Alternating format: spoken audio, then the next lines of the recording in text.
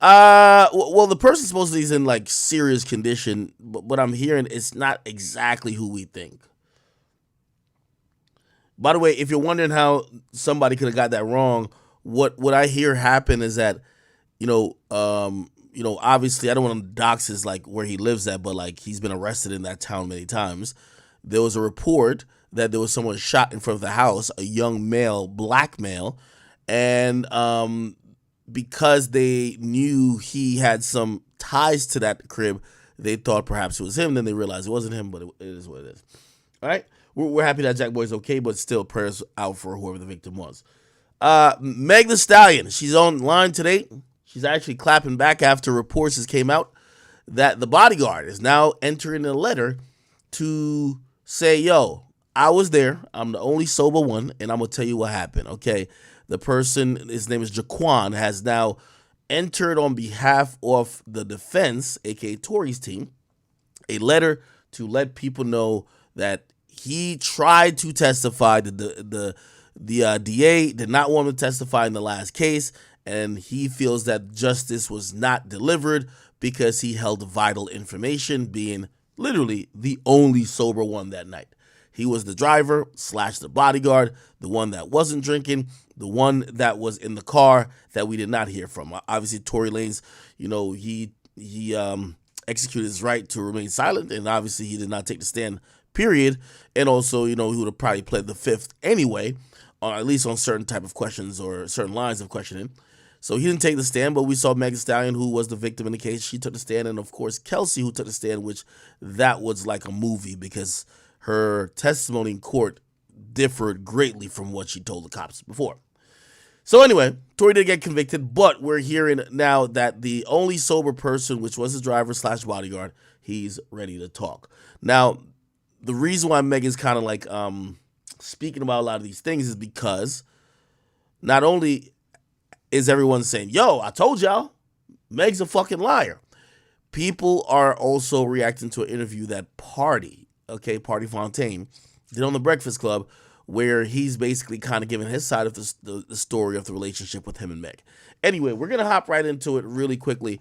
And first and foremost, again, welcome everybody on each individual and respective platform. If you're rocking with us on Rumble, that's our home base. We appreciate you guys. Okay, so let's get to the shit. First and foremost, let me see.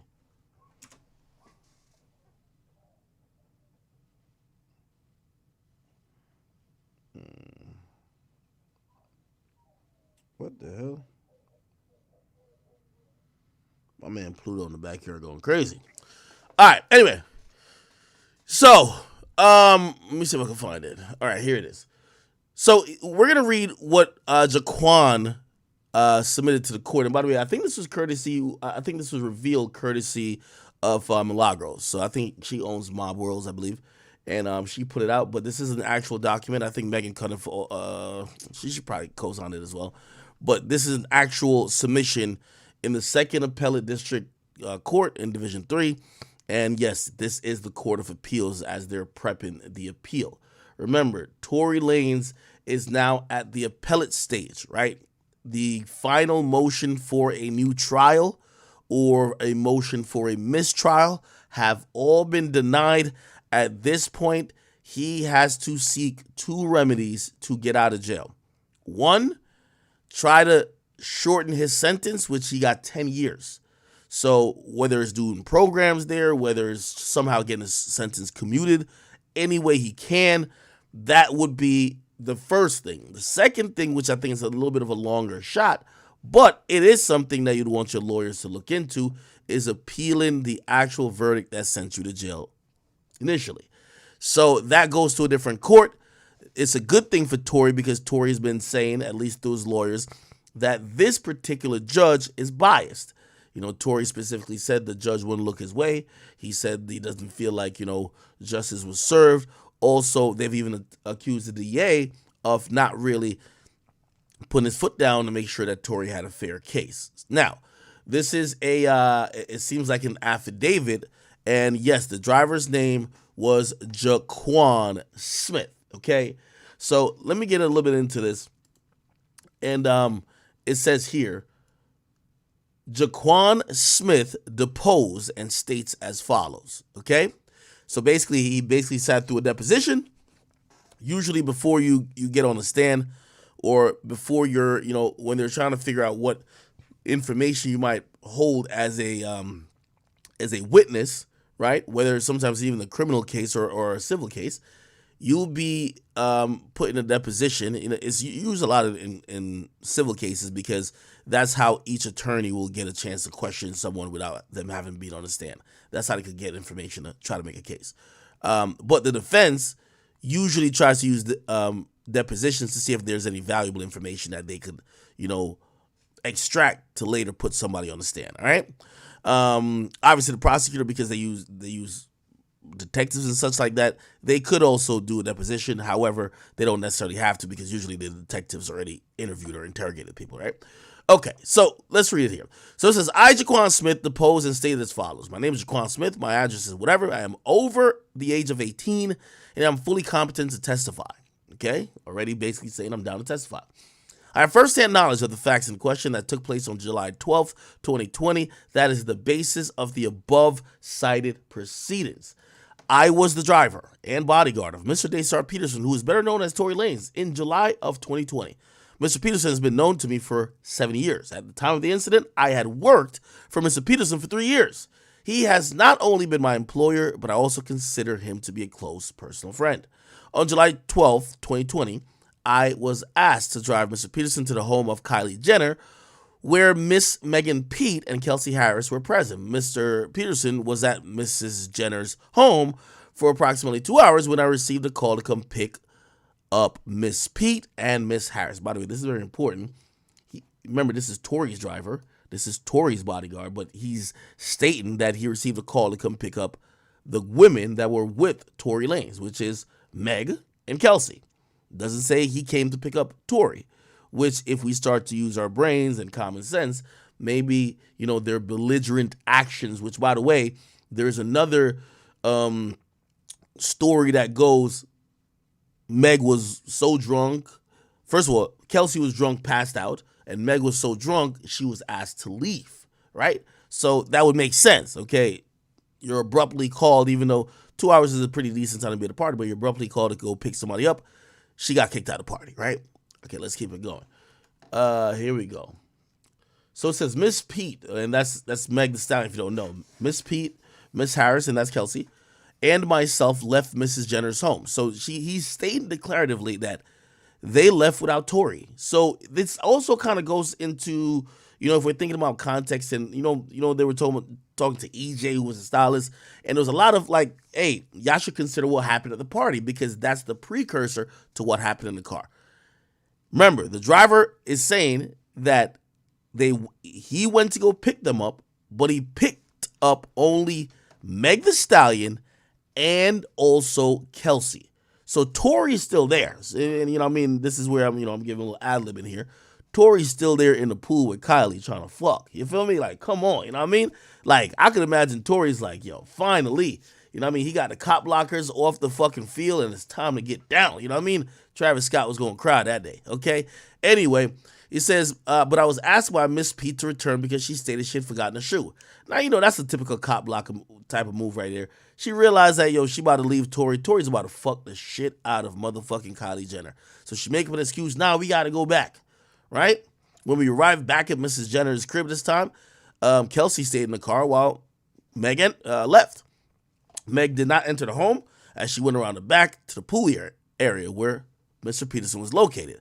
Again, if you're reading between the lines, she lied. She ain't go back there for no fucking shoes. She went back there to go dick watch and make sure Tory wasn't fucking Kylie. You know what I mean?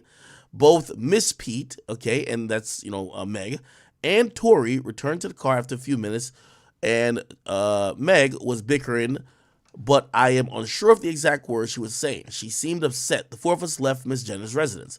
So basically, she went and got Tory, okay? She had to make sure Tory not slanging no unsolicited penis. You feel me? And I get it. As I began to drive, Meg started arguing with Tory. They were going back and forth. I remember Tory saying to Meg that he was going to tell Kelsey what was going on. All right? He says, I do not remember what street we were on, but Meg asked me to stop the vehicle. I did as she asked. And Meg went to sit on a nearby bus stop. So this also corroborates the story that the shooting didn't occur on the first stop, but the car actually stopped before that, and Meg got out the car previously and prior to the time that she actually got shot, right? So she had got out the car and she went to sit at a nearby bus stop. They said Tory went and spoke with her, and about after 2 minutes, they returned to the car and began driving again. And he began driving again, which that also shows, and it goes to show towards the demeanor. If Meg is angry in the car, she walks outside the car because she demanded the driver to stop, goes to a bus stop. Tory goes over there, calms her down. She's like, clearly, she's not that hostile with Tory. If Tory could calm her down and get her to get back in the car, right? That would make sense to me.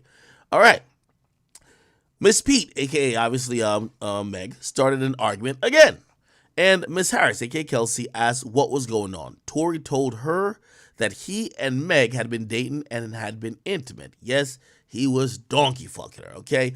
Miss Harris was upset by this, and she and Tory had been dating in the same manner prior to any relationship with Miss Pete. Man, Tory was fucking both of these chicks, man. pH balance abysmal, okay? Miss Pete, and that's Meg, and Kelsey began fighting. That's the part of the testimony that this guy is given that we've heard from, even from the eyewitness that said they saw Tory with the gun, which at first they had said they had saw Kelsey with the gun, or the muzzle flash came from Kelsey. So I'm talking about the Sean guy. This is again the second time, or not the second time, we've heard the same narrative that basically Meg and Kelsey started physically fighting. What's interesting about this is that Kelsey, when she got on the stand, does not admit to getting physical with Meg. She doesn't admit that her and Meg fought. Neither does Meg, when she's on the stand, admit that her and Kelsey were physically fighting. Which, that's a little bit interesting, and I'm wondering why, because we're hearing it from not only the driver, other eyewitnesses, and if we looked at some of the bruises, unless you're going to buy the story that it was the men were just beating up on the women and that's how they got the bruises, maybe the bruises from Kelsey that day, which she did have bruises, came from Meg. They were fighting, right? Again, Meg did not say in her testimony that they fought. Neither did Kelsey, which that's interesting, right? I don't know if they're saying, I don't want to say this in open court. Maybe if I admit to this part, maybe there's assault charges coming. I don't know what they could be thinking. Which I don't think like this case is not about a fight, it's about a shooting. I'm pretty sure they could say it and not get charged, but neither of them never said it. Okay, all right, let's keep it going. Here we go. It said, wait. Miss Pete. All right, Meg started the argument again, and Kelsey asked what's going on, and he basically said they were intimate, and Kelsey was upset by this, and she and Mr. As she and Mr. Peterson, hold on.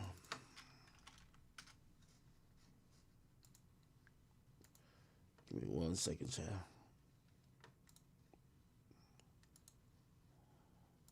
Okay. So it says, so she was upset because her and Tory was dating in the same manner prior to any relationship with Meg. Kelsey and Meg started fighting. I pulled over to stop them.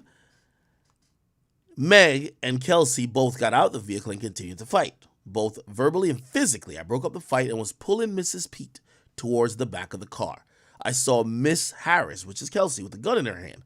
Mr. Peterson ran from behind Miss Pete and myself. So basically they're saying that they're breaking up the fight. You got to imagine Meg at that time, she's moving like a wildebeest, you know what I mean? You know what I mean? She's like 6'5", looking like Brock Lesnar. And it probably is taking more than one person to restrain her. So you got midget-ass Tory who's trying to pull her and the bodyguard. So they're both restraining her, not the Kelsey girl, right?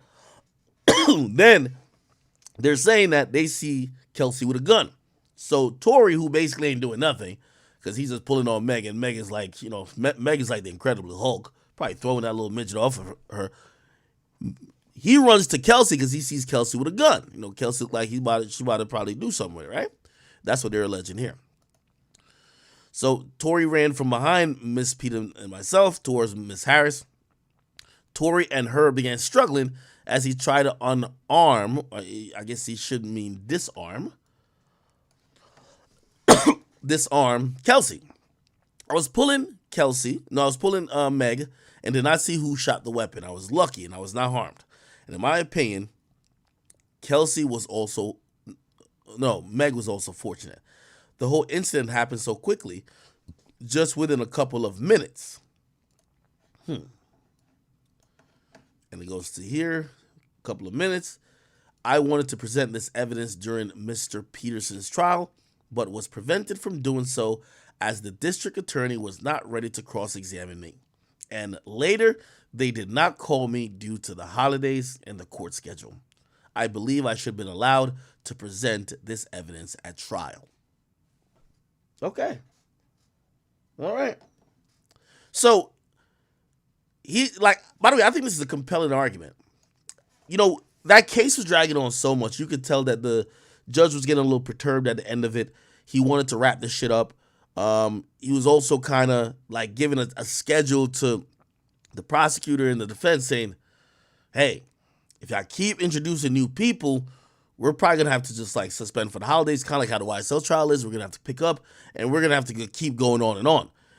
The prosecutors seemed really clear and really confident in their case that they were saying, we don't want any more witnesses, even if they're testifying for us, right? Let's just wrap it up. Which, if we're to think that Tory is allowed to the very best of his ability to prove his innocent, and he shouldn't be constrained by a court schedule or people wanting to, you know, get off the jury to go home, and because I think they were sequestered at a certain point, right? Weren't they? Were they sequestered? I could be wrong on that. Basically, Tory has a good point for an appeal. Yo, if y'all are rushing the proceedings, of course I'm not going to get a fair trial. That's a good reason to say I need an appeal, right? They rushed my shit, and they rushed it without doing the due diligence and also considering all the witnesses, especially one that's a very key witness, which is this driver. Okay, he's the only sober one. We have to keep saying that. He's the only sober one that night. Tory intoxicated, Meg intoxicated, Kelsey intoxicated, okay? All right. Now, that happened. Then before I get to that, ironically, Partisan Fontaine goes on the Breakfast Club and he speaks about Meg. Why did y'all break up? Yeah. I mean, because he's never like directly answered the question. Why did we break up? There's a laundry list of reasons that could have caused us to be apart. And I don't want you to give any of them because you still love that young lady. That was my next question, because on your project, it sounds like, no, on the person, it sounds like you still love her. You do. You definitely love her. Absolutely. Listen, I'm a person that believes love doesn't go away. It changes. You know what I'm saying? Like, and I've always, and that's another thing I've stated. Like, yo, I always want well for her. Like, you know what I'm saying? Mm-hmm. I'm not a person that wants bad for her. I'm not out here calling her all types of such and such. I've never even discussed some of the things on that song with my closest friends. Like, you know what I'm saying? So when the song came, people was like, yo, you know what I'm saying? I never ever once ever talk bad about her to anyone, not even, you know what I mean? Like, I do wish her the best. You're still holding it well right now. What'd you do at the ring? Because he lying. Said that you picked out a ring from Greg. First of all. Salute to Greg. And I say he's lying about, I don't think he wish her the best. Hell no. Saw a guy. So what happened? Why did y'all break up? Okay, anyway, Meg Thee Stallion has responded since then. And if you guys didn't see her response, she got on Instagram Live. She hasn't been on Instagram Live in a while, and she went crazy. Not really, but yeah. Trying to prove you're with anything these days, because I feel like it doesn't matter about getting online and trying to prove yourself to people who probably don't like you anyway or don't want to believe you anyway. My hair looks crazy because I had a shoot yesterday. But I feel like I'm tired of having to explain to motherfuckers anything about my life when y'all don't want to hear it anyway. Like, I can get on here and be like, I ain't fuck that nigga, I don't know that nigga, I ain't do that. And y'all gonna be like, liar. she's a liar. Yes, you did. You did it because whoop-de-whoop said you did, and blah, blah, blah. I feel like it'll be pointless for me to get online and be like, that didn't happen. That's not what it is. Because y'all don't want to believe me no way. Now, what I will say is, because I want to stick to my points because I really got to go. But there was a point in my life. There was a point in my life where I was so low and I was so sad and I was drinking like a motherfucker. I was turning up. I was doing whatever the fuck I wanted to do. I was definitely outside. That was my business. I was outside before I had a relationship. When I got in my relationship after I got shot and everything, like, I think I was still going off adrenaline. I wasn't grieving my parents. I wasn't doing... I had never really reacted to all the bad shit that had happened to me. So when I got in my relationship and I finally just sat down with one person, like, I felt like, okay, now I could just be as depressed as I want to be. I want to be sad. I want to cry. I want to fucking tell you everything. I want to tell you my whole life story. And that was my friends at the time too. Everybody around me at that time saw how hard I was going. They saw how sad I was. They saw how much I drank. Nobody in my life at that time was like, Megan, let's not go out tonight. Megan, let's not turn up tonight. Megan, you don't gotta do that. Everybody was down with the motherfucking shenanigans. I'll be crying before I walk in the party and bitches will be like, come on, bitch, let's go. You know, I'm crying with my nigga. Why you always crying? You know what I'm saying? Like, people saw me be low as fuck. Once I went and got help, once I got therapy, once I fucking decided I need to love myself. I need to value myself. Because I don't love myself. I'm not valuing myself. I'm fucking up. I'm crashing out. Once I start realizing, you're crashing, bitch. You need to get your shit together because you're crashing. And I cleaned out the house. Everybody from my past was shook. Like, they was like, I can't believe this bitch not talking to me. What the fuck? How am I blocked? Why is this? Why is that? Bitch, you fake as fuck. You don't want to fuck with me. Da da da da. I was down with you. I don't have any problem with anybody from my past. I don't have anything negative to say about anybody from my past. I don't want to talk bad about those people. Everybody is in your life for a reason or a season. You go your way, I go my way. I don't have nothing bad to say about y'all. I don't have nothing bad to say about anybody that I used to deal with. I don't have nothing bad to say about nobody I used to be friends with. Thank you so much for the purpose that you serve. Thank you for helping me realize I needed to grow. I'm never going to trash talk nobody that I used to be cool with. Yo, chat, y'all ain't shit for these donations. Somebody says, as someone who's taking it, Gabe, thank you for that, by the way. He says, as somebody who's taking it, man, she's on that Adderall. Or she's on that X right now. By the way, this is alleged, and that's a commenter saying it. I ain't me. I don't know if she's on any interest. She looks normal, right? Many Styles Record, thank you for the 10. He says, yo, Ack, you got to check out Meg the Mule by Adonis. It was made with the help of Big Ack. What? With the name, it says, check it out. Free Tory, we know the truth. Everyone been here saying it the whole time. The chat smart. Okay. D Mac Green says, yo, bro, she's playing Moneybag Yo. He hit it too. Oh my God. Like, I don't have nothing bad to say about y'all. I don't know why. I don't know. I don't know why me trying to better myself and be a new person is bothering people so bad. Like, I don't know what that means. And I don't want to keep this long because I know people are going to chop this up the way they want to chop it up and twist my words and make me something else. But I just feel like I'm Megan Thee Stallion and I just want to be Megan Thee Stallion. I just want to drop my music. I just want to talk to the hotties. I just want to shake my ass. I want to have as much fun with this shit as I used to. But it seems like every time I take a step forward to heal and do something different, motherfuckers be like, no, come back. Get your ass back to this negativity. Come back this way. You're not supposed to be smiling right now. You're not supposed to still be getting deals. You're not supposed to be in movies. You're not supposed to be recording albums. You're supposed to be sad where you was with me 2-3 years ago. When I got in a relationship, all that shit was deleted. I was sat the fuck down. I was sat. I was seated. I was very much happy where I was at. If this man is saying I didn't cheat on her. I didn't do that. Well, why the fuck is you responding to me? Do you know how many niggas y'all claim I done fucked with? Why are you answering? Why are you trying to make that shoe fit? Was it you getting your dick sucked in the same spot I was sleeping? If you say it wasn't you, why the hell is you dissing me? Like, what the fuck is going on? Why are you talking to me? If you said I wasn't talking to you, I wasn't talking to you. She seems like really jolly, like happy. I don't know. Like, you just wanted to fucking find a reason to bash me. It seems very strategic. Like, it feels like they getting on Megan ass. All right, let me go get on her ass too. Like, if I'm not talking about you, why the hell are you talking about me? Like, what's happening? And Meg, let's keep it a bean, man. That nigga probably did cheat on you. But listen, we don't give a fuck about him and your relationship. We just wanted to know if you was a liar. And he just came in and confirmed it because this whole time he was getting your back. He finally had a reason because you outed him for his infidelities. He responded and he outed you for your lying ways and maybe your perceived infidelities. Fair is fair. I don't see a problem with what he did.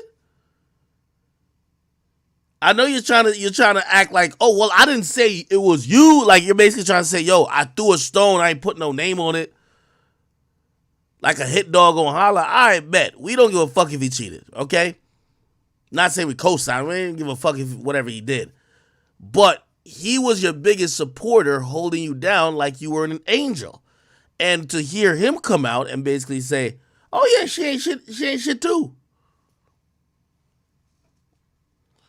And didn't he like basically say that at a point he had to start doing him because she was doing her? Should I not defend myself? Like, should I not come on here and say, what? Like, I don't have anything bad to say about my ex. I genuinely don't. Like,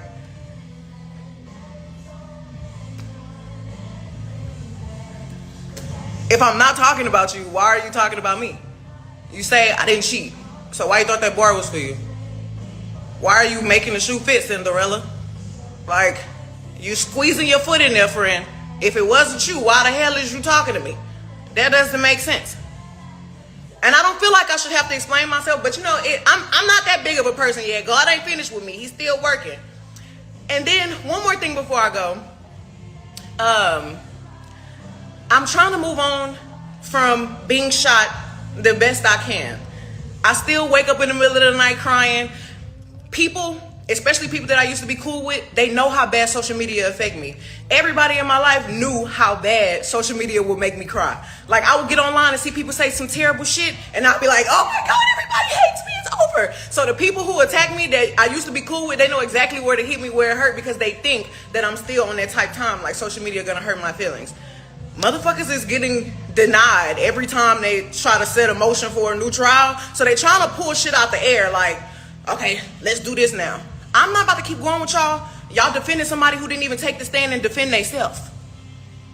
Y'all going back and forth about facts. Y'all could go read real shit. Like, y'all literally believe anything if it's bold and in all caps. Like, go read something that's gonna take you a minute to sit down and have a good read. Like, go read something that's gonna make you have to do some critical thinking. Not a thing that is curated by bots and blogs that hate me. Like, y'all need to sit down and have a good read. Like, imagine somebody saying that they did not commit a crime and not defending themselves to the T. Imagine y'all saying somebody is following the street code, not snitching. Are you snitching or are you not snitching? Because y'all trying to pretend like Kelsey shot me. Kelsey didn't motherfucking shoot me. And I really wonder why her main problem with me was, you won't tell people I didn't shoot you. I was like, Kelsey, I don't want to talk about this on social media at all. But now you won't even get online and defend yourself. So that really just proves my points. Either you took some money or your life is in danger. Like, what? Okay, I'm going to call a spade, chat. Meg, to me, in my opinion, is a habitual liar. But even a broken clock is right twice a day. I do think this is kind of interesting and odd. Kelsey she made a whole diss song at Meg saying, yo, why you ain't come out and clear my name? All right, cool, we get it. That's why y'all fell out, right? Cool. By the way, there were some other things that was supposedly in the air that supposedly, you know, Meg was supposed to hold her down with some money, this and third. Meg went goes. So she's like, fuck Megan. Fuck, like, you know, me saying story A that would back up Meg. But here's the thing. If Kelsey was mad at Meg for not doing that, I'm wondering what Kelsey thinks. Because, like, Kelsey kind of, well, she didn't really fully defend Tory, but she was like, she kind of went with, like, okay, let me explain it in clearer terms. My nigga, long gone are the days where people are saying, did she get shot or not? The court has accepted it. Tory's lawyers stopped fighting it. It is being deemed that Meg got shot. Whether you want to say it's a ricochet, half a bullet hit the foot, no tendons. I get that. I get all that. The court determined, and the court pretty much accepted the whole trial, that she got shot. Now, it's only 3 motherfuckers would have shot her unless she shot herself. It would have been the driver, Tory, or Kelsey, right? Now, ain't nobody been pointing out the driver. It's only 2 other people, Tory or Kelsey. Now, here's the thing, and this is, I'm just speaking like let's really talk. If I'm Kelsey, if I did do it, or if I was in the running, or I could be closely associated with it, nigga, I'm going to help you point the finger at the other nigga. So that's the confusing part to me. I'm going to be honest. If I'm Kelsey, and let's say I believe what the driver just said, which I kind of believe what the driver said, right? That they were struggling for the gun. If I was struggling for the gun, right? And say I was mad at my best friend for whatever. I was struggling for the gun with somebody else. You know when the police come, what I would tell them? I would just blame it squarely on the other nigga.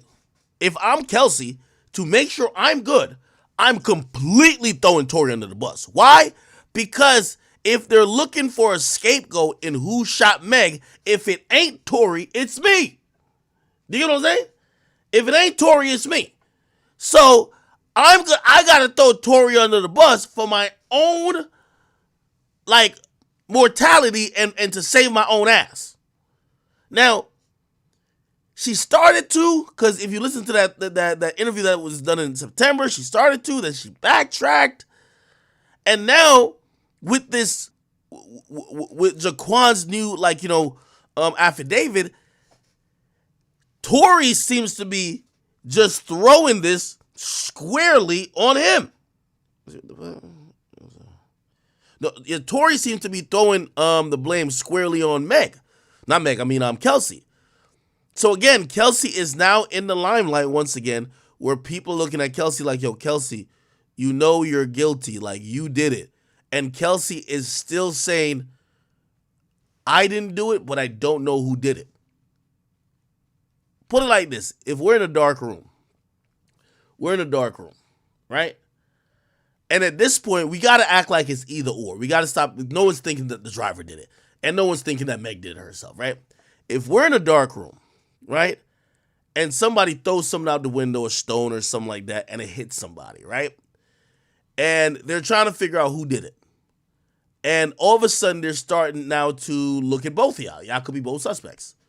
Now, let's say for whatever reason, they think the other person did it, and not you. But the other person's defense is, I didn't do it. And their defense maybe, I don't know if you call it snitching, but it's basically saying, yo, if anybody did do it, it would be the other person in the room. You know what my defense would be? It wouldn't be that, oh, I'm sure he didn't do it, but I ain't do it either. It's either one of y'all.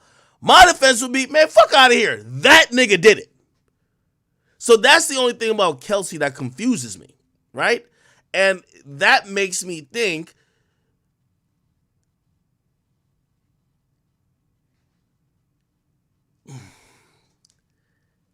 either maybe she flipped on Meg, right? Either she flipped on Meg, or she had some understanding that, you know, like, essentially she'll never be charged for it, so she could be blamed. It's like you blaming somebody, like, it's like they find a gun in the car or whatever, and you blaming somebody who you know they're not going to charge type shit. You feel me? If that makes sense. That don't really make sense. But like, you get what I'm saying? Because I really don't understand why Kelsey is, we're now all pointing the finger at her saying she shot her. And Kelsey ain't saying a motherfucking word. Anyway. Why won't you get online and say, bitch, because this is what y'all care about. Y'all care about online because the case already won in court. But y'all care about online. Why would y'all motherfuckers not get up there and say, If you say you didn't shoot me, why won't you get on the stand and say I didn't shoot this bitch? You say it online every day. You figure out how to get your niggas to say you didn't do it. You figure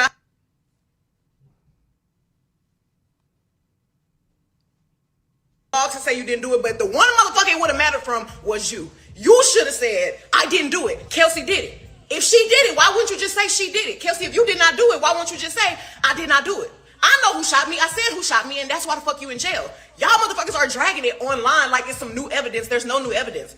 Motherfucking witnesses went missing. Why? I wonder why the witnesses went missing. Did y'all pay them? Why y'all showing up now? Why y'all showing up? It's about to be 2024. Y'all still fucking with me. Y'all still fucking with me. Why? Because y'all see me moving on and doing better. Y'all see me trying to heal and trying to grow. But y'all keep trying to bring me back this way when I'm trying to go this way. So I hope that... Okay, give me 1 second. I gotta put Pluto in the cage. Hold up.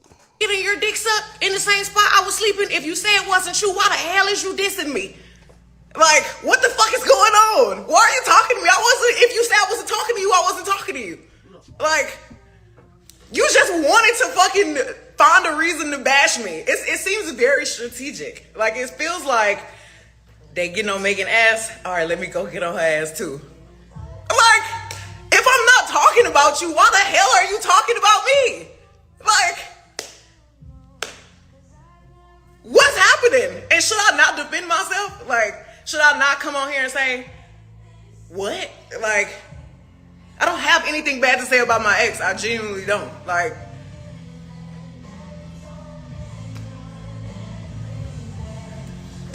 if I'm not talking about you, why are you talking about me? You say I didn't cheat. So why you thought that bar was for you? Why are you making the shoe fit, Cinderella? Like, you squeezing your foot in there, friend. If it wasn't you, why the hell is you talking to me? That doesn't make sense. And I don't feel like I should have to explain myself, but you know, I'm not that big of a person yet. God ain't finished with me. He's still working. And then one more thing before I go.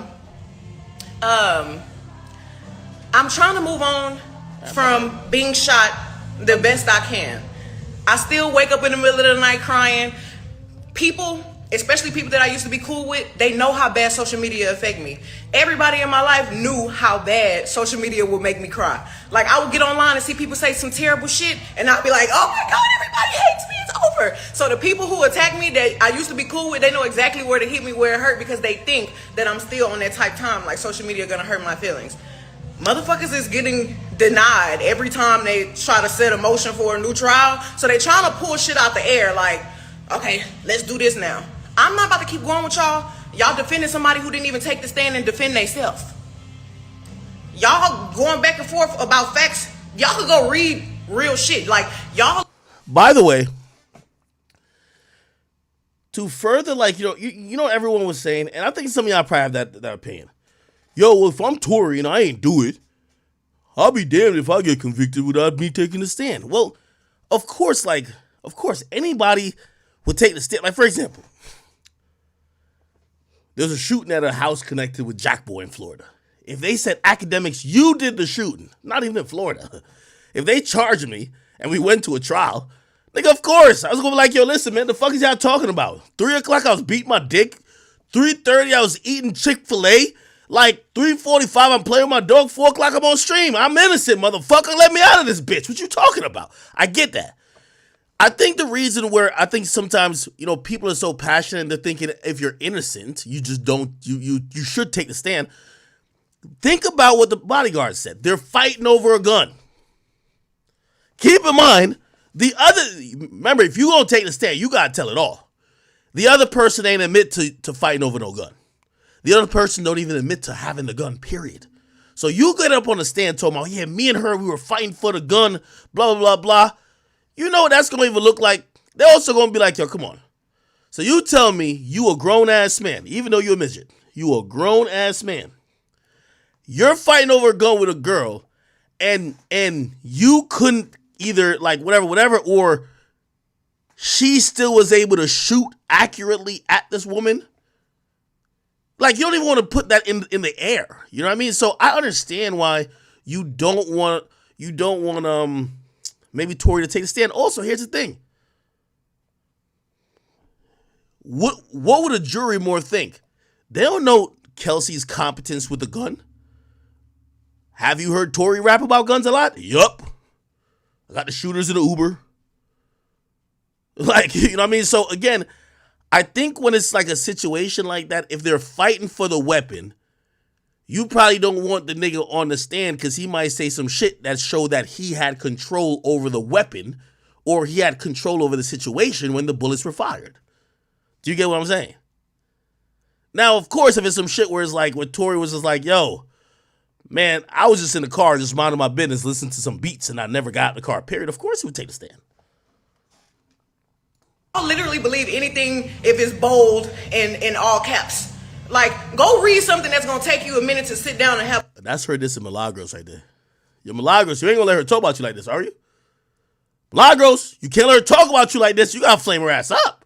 A good read. Like, go read something that's going to make you have to do some critical thinking. Not a thing that is curated by bots and blogs that hate me. Like, y'all need to sit down and have a good read. Like, imagine somebody saying that they did not commit a crime and not defending themselves to the T. Imagine y'all saying somebody is following the street code, not snitching. Are you snitching or are you not snitching? Because y'all trying to pretend like Kelsey shot me. Kelsey didn't motherfucking shoot me. And I really wonder why her main problem with me was, you won't tell people I didn't shoot you. I was like, Kelsey, I don't want to talk about this on social media at all. But now you won't even get online and defend yourself. So that really just proves my points. Either you took some money or your life is in danger. Like, why won't you get online and say, bitch, because this is what y'all care about. Y'all care about online because the case already won in court. But y'all care about online. Why would y'all motherfuckers not get up there and say, if you say you didn't shoot me, why won't you get on the stand and say I didn't shoot this bitch? You say it online every day. You figure out how to get your niggas to say you didn't do it. You figure out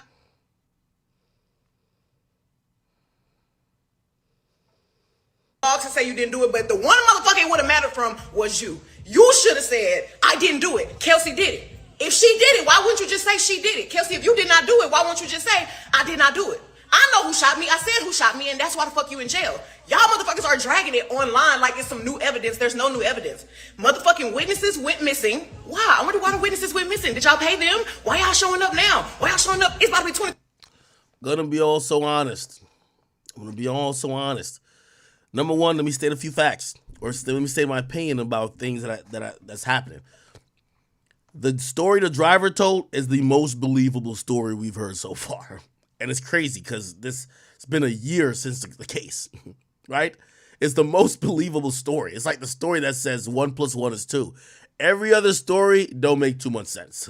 Like, even Meg's story. Hey, I told him, like, his music career is shit, and then he told me he was going to shoot me. What? He said he was going to shoot you because you called him a crap musician? That don't make sense. 1 + 1 doesn't equal 2. The math not mathing with that shit, right? This other shit makes sense, but again, the broken clock is right twice a day. Jaquan. Nigga, I know you got a black name, but nigga, they had the trial going for like 3 months. Why you ain't, no, actually it was like a month. Why you ain't pop up? You should have popped up, brother. How you gonna show up the last day, gang? It's like niggas that show up to the cookout the last hour asking if all the chicken there, the mashed potatoes, cold. Like, no, nigga, that shit's done. So the driver showing up late, if you had some information, and that's the thing, we're acting like this guy don't have social media. If you see Tory, basically, I ain't gonna lie, it was looking good on social media, so I don't know what his view of it was. But if you had information that an innocent man was going to get found guilty, ain't we supposed to be blaming the driver as well? Nigga, if you coming forward now, why you come forward before? How you if you feel Tory's innocent, how the fuck you let an innocent man go to jail? Now you ready to talk. You late as a motherfucker, nigga. 24, y'all still fucking with me. Y'all still fucking with me. Why? Because y'all see me moving on and doing better. Y'all see me trying to heal and trying to grow, but y'all keep trying to bring me back this way when I'm trying to go this way. Songbird, you said Justin went missing, not Quan. Both of them went missing, okay? Both of them went missing. The driver, you know he went missing because the reason why the DA opposed him testifying was because he was never deposed. He was what he just submitted now, he sat through a deposition and they wrote up an affidavit. He was never deposed. So basically The DA had no idea what his story was. They ain't know, other than what he probably told the police that night. So what he told the police that night, they had that and nothing else, because it was trying to get, like, come on, the DA can't be retarded, right? Of course you want to talk to the driver. The driver wasn't there. Also, they wanted to talk to Meg's bodyguard, who supposedly was claiming that Tory admitted to him that he shot Meg. He ain't show up. By the way, there is a very reasonable assumption to say most of these motherfuckers didn't show up because they didn't want to perjure themselves in court. Like, unless maybe some fucking stupid ass street rules. But it's like, right, if you're going to do the street rules things before, you're definitely breaking the street rules code now, right? I don't know. So I hope that this really gives y'all some insight to go and have a good read. Don't read the big bold letters. Don't read them. Read it. Read the article. Read a real article. Read something from a real journalist. The big font with the bold background. The big font bold background. Don't read that. Like, people can pay for a headline. People can buy bots. I don't give a fuck what you motherfuckers make trend. Bitch, I'm winning. Bitch, I'm happy. Bitch, I'm healthy. Bitch, I can't be too motherfucking evil because God keep blessing me. I'm not doing nothing to y'all. So I would really appreciate if everybody would let me heal in peace. Would let me move on. Because I'm not talking about y'all. I don't have anything bad to say about none of you people. I would never, if we was ever cool and we fell out, the business safe with me, friend. Because y'all can get online and try to talk about my dirt all y'all want to. Y'all don't want to know who's in the same room. Y'all don't want, like, y'all do want to know who's in the same room, but I would never air y'all out. Like, I would never say nothing about nobody because that's our business. Like, I don't got to get on here and make nobody feel bad to make myself feel better. So, with that being said, please, people, don't make me have to get on here and keep trying to defend my... Also, let me add some more information too. Okay, and this is what I'm confused about this whole situation, because, all right, let's talk some real nigga talk, okay? Fuck all this other shit, all right? And if you're Team Meg, Team Tory, just sit down for a second. Let's just have some real nigga talk, right? Let's play two different scenarios out. Two different scenarios. I don't know if it's true. I'm playing two different scenarios out, possibilities. First scenario, Tory got fucking drunk, shot the bitch. Okay, bitch was running off at the mouth, squaring up with Tory. Her hands look like Thor's hammer, and they like, her shit look like Shaq palms. Look like she could grab a basketball and snap it in two. Tory looked like Tory got girl hands. Everybody know Tory wear a light gloss on his fucking nails. Tory can't box with her. Tory got hands to White Kill Cyrus, not motherfucking Megan Thee Stallion, all right? He see that she ready to square up. She started doing all that jujutsu shit, kicking all type of shit. She probably did a roundhouse kick, all right? He says, fuck that shit.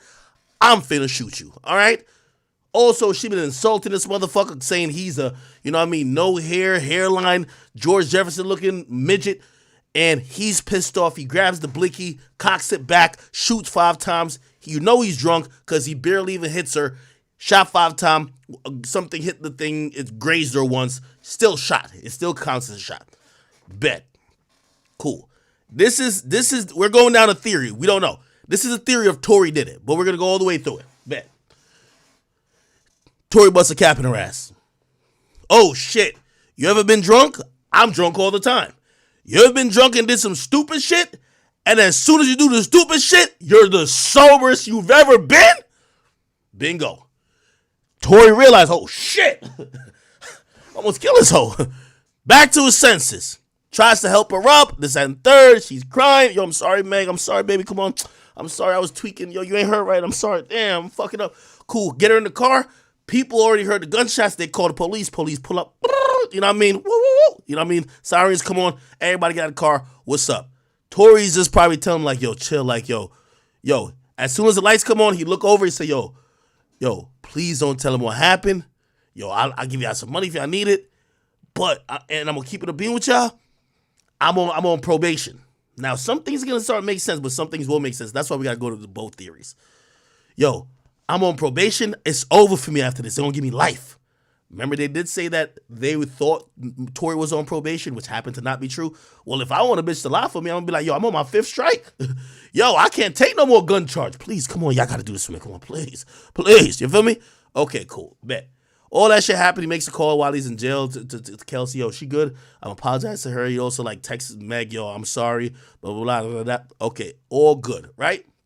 Now we are at the part where the online shit happens. Meg goes and basically says Tory did it. Now, Tory has to play game, right?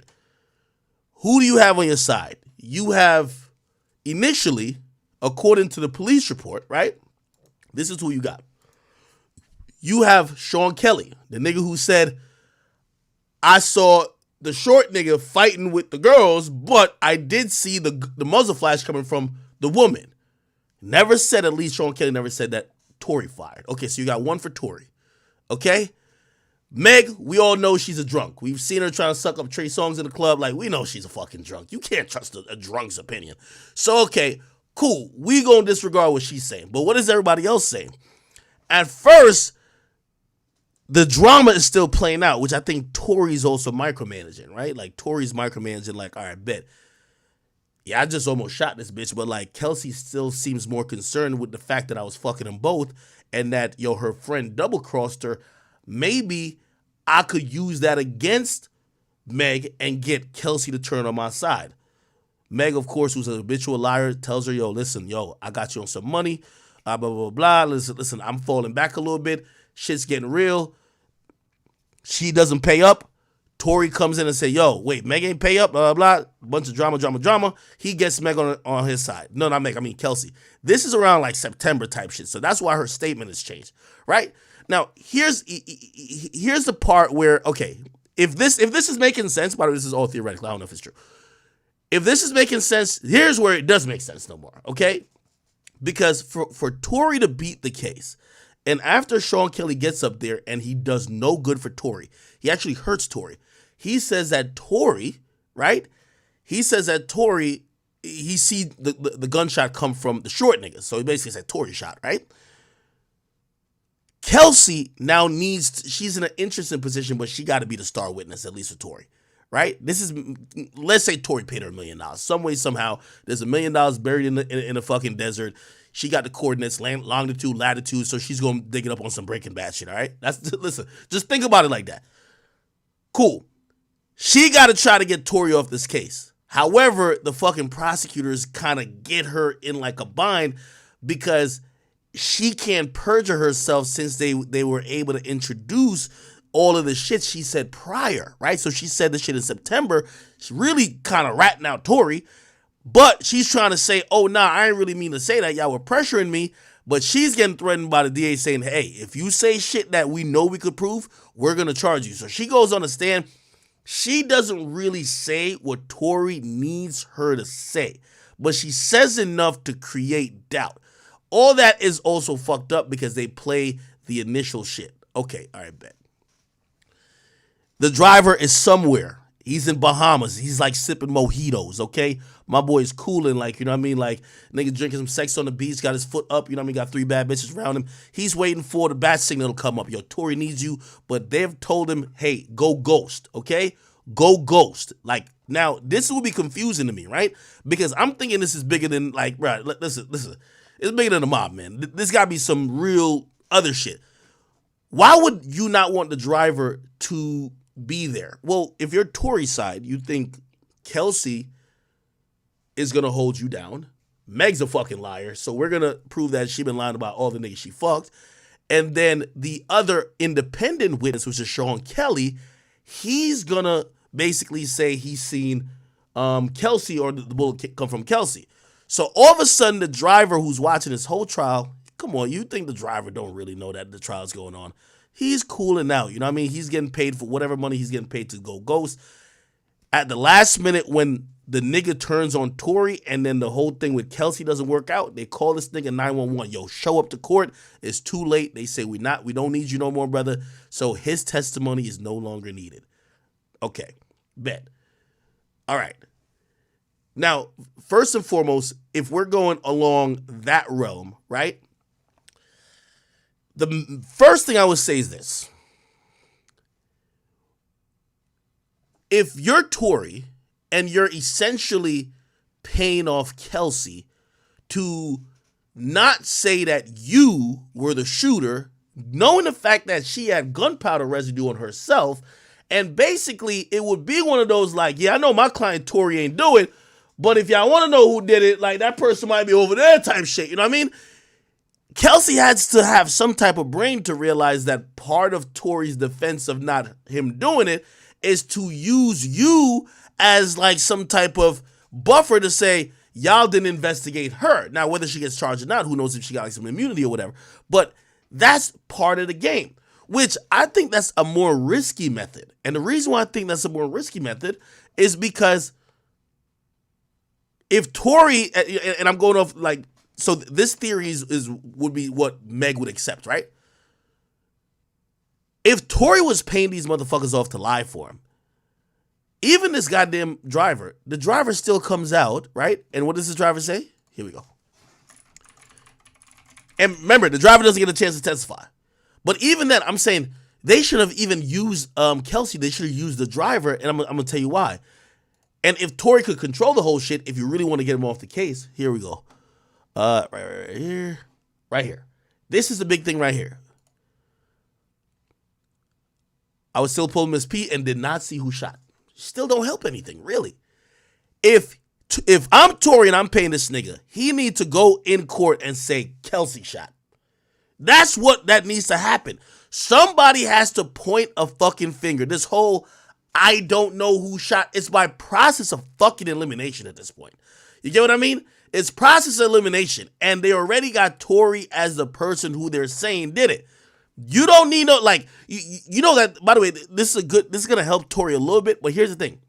This is the same statement, what the bodyguard is saying is the same statement that Sean Kelly gave before he went on the stand and got flipped by the prosecutor, and he basically said Tory did the shooting. So again, my whole thing is, why have Kelsey go do that messy shit? Because now Kelsey just looks untrustworthy. Then you're in a roundabout way blaming Kelsey. Then you're having the driver come in on the appeal, but the driver is still not saying Kelsey did it. No one is saying Kelsey did it. They're just saying we think it could have been her. Okay, now that was me going down the realm of Tory did it. He's trying to cover the shit up. As I said, if Tory did do it and he's trying to cover it up, this is a sloppy cover-up. Very sloppy cover-up. Also, I'll tell you another reason why it would be a sloppy cover-up. Because if you paid Kelsey whatever money, right, and she goes up there, she doesn't even exonerate you. She basically says, I don't remember. She don't remember shit. Kelsey, basically, like with anybody with a fucking brain, and by the way, we're using our common sense here, people. Kelsey, when they asked her, they say, yo, who paid for your lawyer? Kelsey was like, she couldn't remember who paid for a lawyer. If I'm that jury, I'm thinking, man, Tory paid for your fucking lawyer. If you can't remember who paid for your lawyer, Tory paid for it. Or, you know, well, there's some other reasons or other things that could have paid for it. Like, for example, you know, her man is like executive at like Rap-A-Lot or some shit like that. Or 50-1, I mean, 50-1. Anyway, okay. So that's that theory. Tory did it, but now he's covering it up. Let's go down the other theory, right? So it's either that or the other theory, which is Tory didn't do it, right? And somehow he lost the case, and now he's in this position where he's hoping that some of the inconsistencies, and of course the fact that some people's like testimony, like for example, this guy wasn't processed, will help him out to eventually get free. Okay, so let's see how we probably think that's going on. So let's say Tory didn't do it.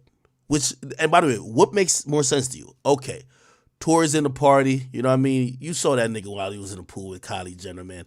That nigga really thought he could fuck, bro. Tory, Kylie Jenner, Megan Poole, like, you know that nigga really thought he could fuck.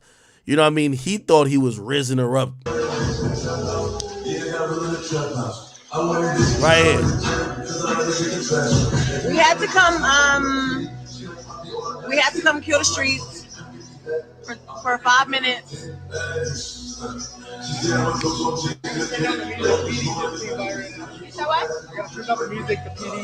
Right here.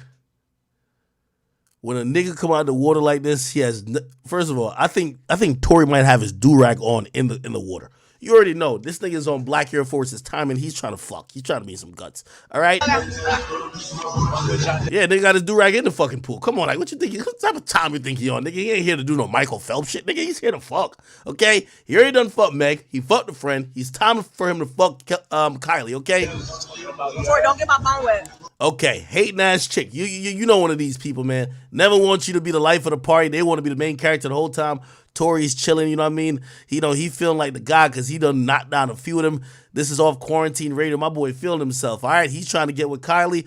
Meg's hating. All right, bet. The hate turns to drunkenness. She start kind of wild and getting a little loud. You know, sometimes black chicks, they don't really know what is motherfucking room temperature like voice. Like, yo, this is your inside voice. Like, they just start shouting, you know. It's like some baddie shit, yo. Let's get our big one in, all right? Cool. They get kicked out. Tory get left at the party. Tory's rubbing his hand like a nice, like, you know what I mean? Like a little leprechaun looking like, yo, I'm about to fuck the shit out of Kylie right now. This is about to be a movie, nigga. You know what I mean? Listen, fuck quarantine radio. We about to make a different type of radio show. All right, bet. So now he's chilling with her. Meg's salty ass, who's already getting taken away with the driver, and the other drunk chick, who's, by the way, everybody was drunk. Like, by the way, this is probably like 2 hours after this, right? Everybody's drunk. Apparently, the other chick is like fucking passed out in like a floaty. Like, you know what I mean? She's knocked out, right? That's the Kelsey girl. So they're leaving. She's like, yo, listen, ain't nothing stronger than a woman's intuition to cock block you, man. You ever been at 4th and goal with the pussy? And your girl like can't stop blowing up your fucking phone. It's like she knows you about to fuck another bitch. It's like she knows you about to go. Like she knows you about to go enter some other pussy. She can't stop calling. Like nigga, everything is going on, nigga. You get an Amber Alert. Everything is going on right when you finna fuck. So that was probably happening, right? So all of a sudden you get motherfucking Meg Stallion. She double back. She's in there talking about she left her shoes. Come on, you wear a hoof. You got a hoof. You ain't looking for no fucking chocolate. That's no goddamn slides. You know how you give it up, but she ain't really back there looking for no fucking sneakers or no fucking slippers. She's looking for Tory. Cop blocking, man. Find Tory's little Mexican, or no, not Mexican. Find his little midget ass and grab him by the neck. You know, one of those where you grab a nigga up like this, snatch him out of the fucking party. Okay, now Tory's mad. Tight as a motherfucker. He's now in the car. She's over here saying, yo, he ain't shit. Yo, you be doing the most, nigga. I invited you to the party. You know, she don't even fuck with you like that. Like, you really think, hey, you ever see when women try to put you down, like, to make you feel like you can't get no other bitches but them, even though you fucking them? You must think you the shit, huh? Like, nigga, you don't even sing that good. Like, bro, you're 5'2". Like, you know what I mean? All one of those, Tory getting his feelings. Tory be like, all right, fuck it, man. I'm going to just put the secret out there. Kelsey in the back, half drunk. Like, she's like discombobulated. She just seen everything spin. She's seen Tweety Bird. She don't know what's going on. All of a sudden, you hear Tory drop the news. She just got sober. She's squabbling now with Meg. And obviously, Tory know what he just done set off, man. 2 masculine looking. Well, actually, the one masculine. And the other one, she's just like mad that her friend keep fucking her niggas. They get into it.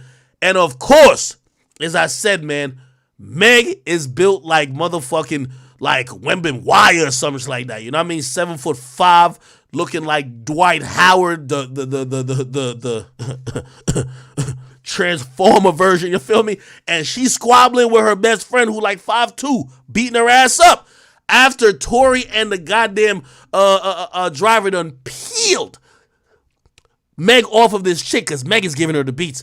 This chick runs for the gun. That's the only way you can handle Meg. You feel me? She shoots a couple times while Tory was trying to grab the gun out of her hand. And all of a sudden, now Meg, who's drunk, because here's the thing. The drunk person ain't going to remember the same thing. Whoever remember, you ever know a girl who, when she's drunk and when she's sober, she got 2 different sides of the story? Like, I know a person who gets drunk. If you show them what they did when they was drunk, they'll tell you that's not them. I ain't me. Fuck is you talking about? So you got to almost like videotape them for them to believe it's them. So I could believe that she probably don't even think she was beating up her friend. Like, she doesn't ever mention it, ever. She never mentions that she was beating her friend's ass, ever.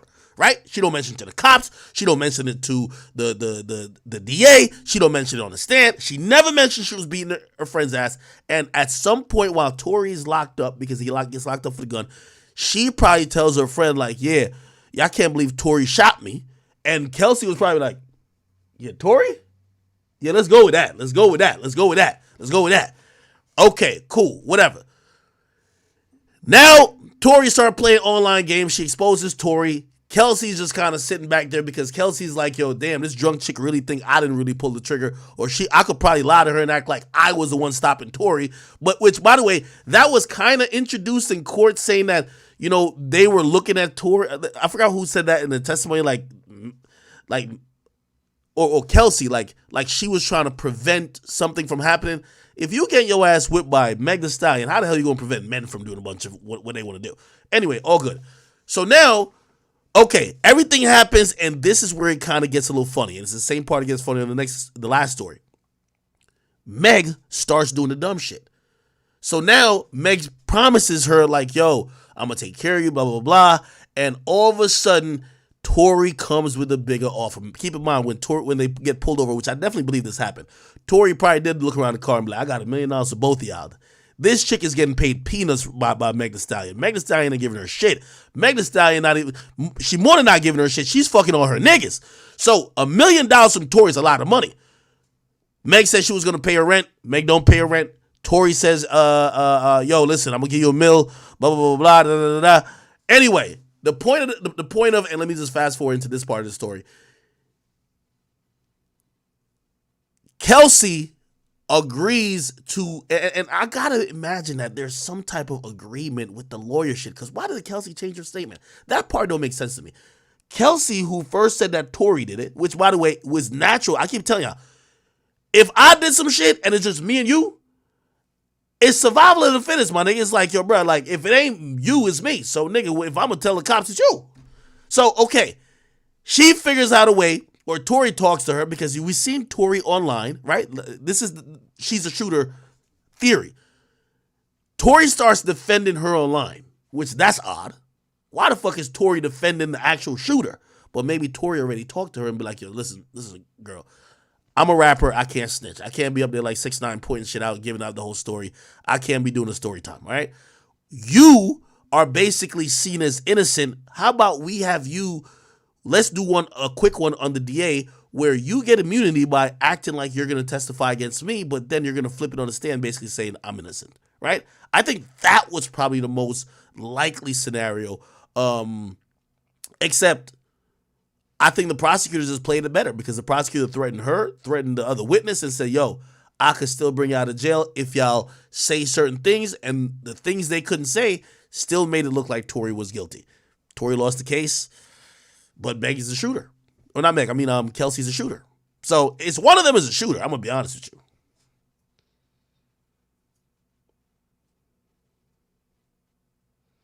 One of them is a shooter. I'm sorry to tell y'all, like, hey, I fuck with Tory, but it's either him or Kelsey. The only thing that don't make sense is, why ain't nobody coming out? If there is like some conspiracy theory, right, or people in cahoots, why don't people just directly come out and say, I seen him? Like, hold on. Wait, is my thing not working no more? Wait. Oh, I can't play my drops no more. I want to do I seen him do it. Wait, hold on. What's it going? My Stream Deck is fucking me up today. Hold on. But yeah, that's my whole thing. Even this damn bodyguard, this nigga's coming in and he's saying the same shit the last witness said, except the last witness switched from what he said on paper when he was actually in court. I saw Miss Harris with a gun in her hand, but I don't know who shot. Nigga, at this point, nigga, like, if you trying to help Tory out, nigga, if I'm gonna pay a nigga to help me get off, fuck that nigga. You gotta just flat out say it. You seen him do it, okay? All right, anyway. Myself against silly shit. If you're not gonna read, just don't talk about me. Like, if you're not gonna read, if you're not gonna take the time to actually like understand what's going on, don't talk about me. Cause I like intelligent people. I could argue with an intelligent motherfucker, but I cannot argue with no damn fool. I hope I really like hit all the points. Y'all think I hit all the points? The hotties. And please, once this hit the blog, because this is why I hate talking on live, y'all have really stole my social media joy. Like, I don't even want to get on this hoe because I know people are going to like twist it up and make it something else.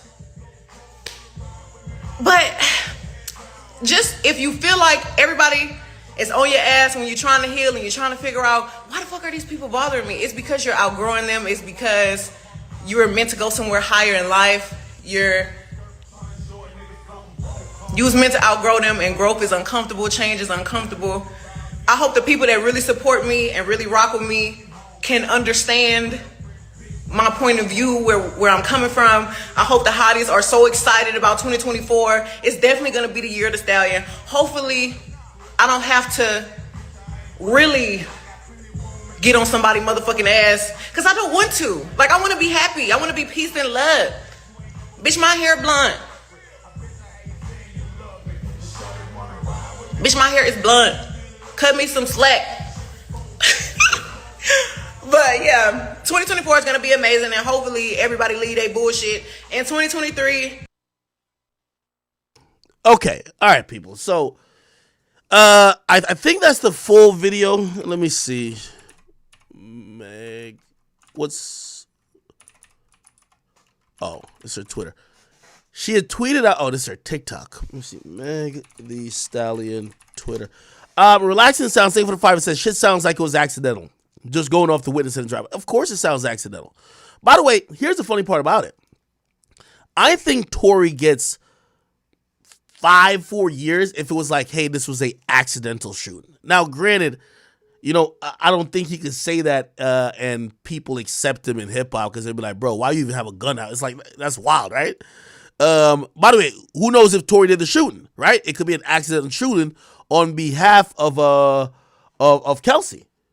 My whole thing is that, yo, Kelsey holds the key to all of this. She's changed her tune twice. And it looks like she, you know, just like a petty woman, she has more animosity for Meg fucking Tory than she cares about Meg getting shot. And you could take that however you want it. That could mean, yo, she shot Meg. Or it could mean, yeah, I'm gonna fuck if Tory shot you. Bitch, you was fucking my man, which is Tory. Let me see. People saw me be low as fuck. Okay. So she was telling people to watch all the parts. Once I went and got help, once I got therapy, once I fucking... All right. I'm gonna be honest with you. So, if you ask me how this is gonna affect the case, and hold on, let me see. Megan Cuniff, who isn't the biggest Tory fan, I would think that this is a bombshell, though, right? Like, you know, this is a witness who is the only sober witness. And if I'm making a case to the appellate court, like, yo, the only sober witness is basically saying that, you know, even though they didn't see who shot, it was most likely the last person who had the gun, according to the eyewitness, who would have been Mrs. Harris. So it'd be Kelsey who shot. You know what I mean? So this might work. Anyway, Megan Cuniff was talking about some bullshit. Let me see. Let me see.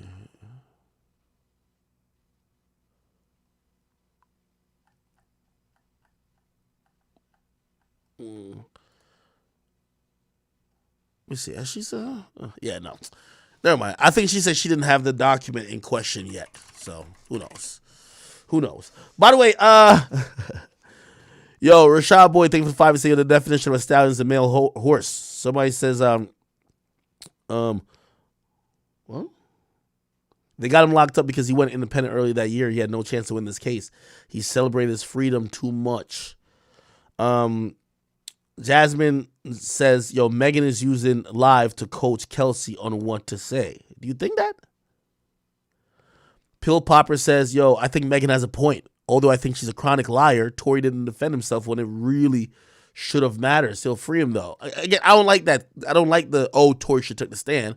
I I just believe that Tory's lawyers should have put Jaquan on the stand. Like, I think that would, why didn't Jaquan come now? Like, why didn't he come then? Or I know you're going to be like, well, he came the last day. It's like, if I'm going to be really cynical, I might say that he showed up the last day to either surprise the prosecutor or to possibly put in, to put in like a footprint that could be used for an appeal as it is now. Hey, we had a very key witness that showed up the last day and they didn't get a chance to testify. Right? Relaxing Sound says Kelsey also said Tory pointed the gun at her also. Yeah, that was interesting. Yeah, that's true. And they asked her, what did she say when he threatened her? And she used the Fifth Amendment. Yeah, that was true too. Yeah, let's go back to Kelsey DA statement. Gotta go Kelsey Harris. Okay, so this is the it was 80 minutes. Let's see if we could get to it. Okay, it's September 14th, 2022. It's 11:30 in the morning. This is Deputy District Attorney Alexander Bott. I'm here with Deputy District Attorney Kathy Todd. Okay, here we go. And he said, my nigga, I'll shoot you. And so he said that to you? He said that to me. So back to him and like, yeah, Megan, why don't you tell your best friend what's so funny? Why don't you tell her how fake you are? And so I'm confused because this was random. And so I said, what? Like, what are you talking about? And Megan's like, Kelsey, don't listen to him. He's just trying to make you mad. And so I'm like, what are you talking about? And, next thing you know, the arguing, began with Tory and Megan. They're arguing, they're taking jabs at each other. He's calling her out her name. He's calling her, like, I've never heard him speak like this, so. Any of the stuff he was saying? I can't honestly recall, like, verbatim. He was definitely calling her, like, bitches and hoes. And so, I stepped in and I said, you're not going to talk to my friend like that. Like, I don't care what y'all got going on, but you're not going to talk to her like that in front of me. So he got offended, and now me and him are arguing. And we're honestly, when I argue, I can say things that are hurtful too. So he was saying mean things, so I was saying mean things back to him. And do you remember any of the exchange? I'm about to get to what I do remember. He began to say, I'm from, like, he just started like, I'm from Canada, like, basically, I guess. Yo, that's crazy. That's like saying I'm from, like, I could hear in Chicago niggas, I'm from Chirac, nigga. I know New York niggas, they love dropping where they from when they in an argument. Nigga, I'm from New York, nigga, the fuck is you talking about? Nigga, I'm from New York, fuck all that shit. I'm from New York. Imagine nigga be like, yo, I'm from the Rex. I'm from the Rex, youth. Insinuating that they're gangsters or something, I don't know. I'm from Canada, my nigga, like, do you know? And I'm like, okay, and like, so, now we're just going back and forth. It's like, I'm going back and forth. All right, she lying, man. Ain't nobody in their right mind will be like, I'm from Canada, which means I'm a gangster. She lying. She lying right here. She lying. Lying! And he's going back and forth with Megan. He said, my nigga, I'll shoot you. And so he said that to you? He said that to me. So he reached, like he was going to grab something. He reached towards the middle console, but he never pulled anything out.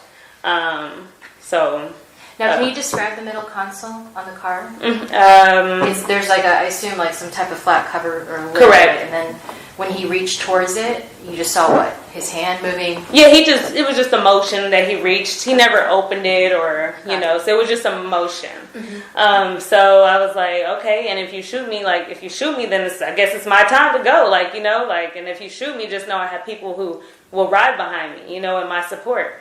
Slide for Kelsey. And he's like, he's just talking mess still, him and Megan, me and him. So then Megan, I guess we're on Sunset Boulevard at this time. And Megan demands for, sorry, that's my... Your ring. Yeah, that's the same thing. Megan demands for Quan to pull the vehicle over. So we pull over, and we're actually by a bus stop. Megan jumps out the vehicle. Tory follows behind her. Quan stays in. I stay in because it's just like we're in the middle of a road. Like we're just arguing. This is, you know. So Tory and Megan, they sit at the bus stop. They have, I don't know what conversation they had, a conversation if any.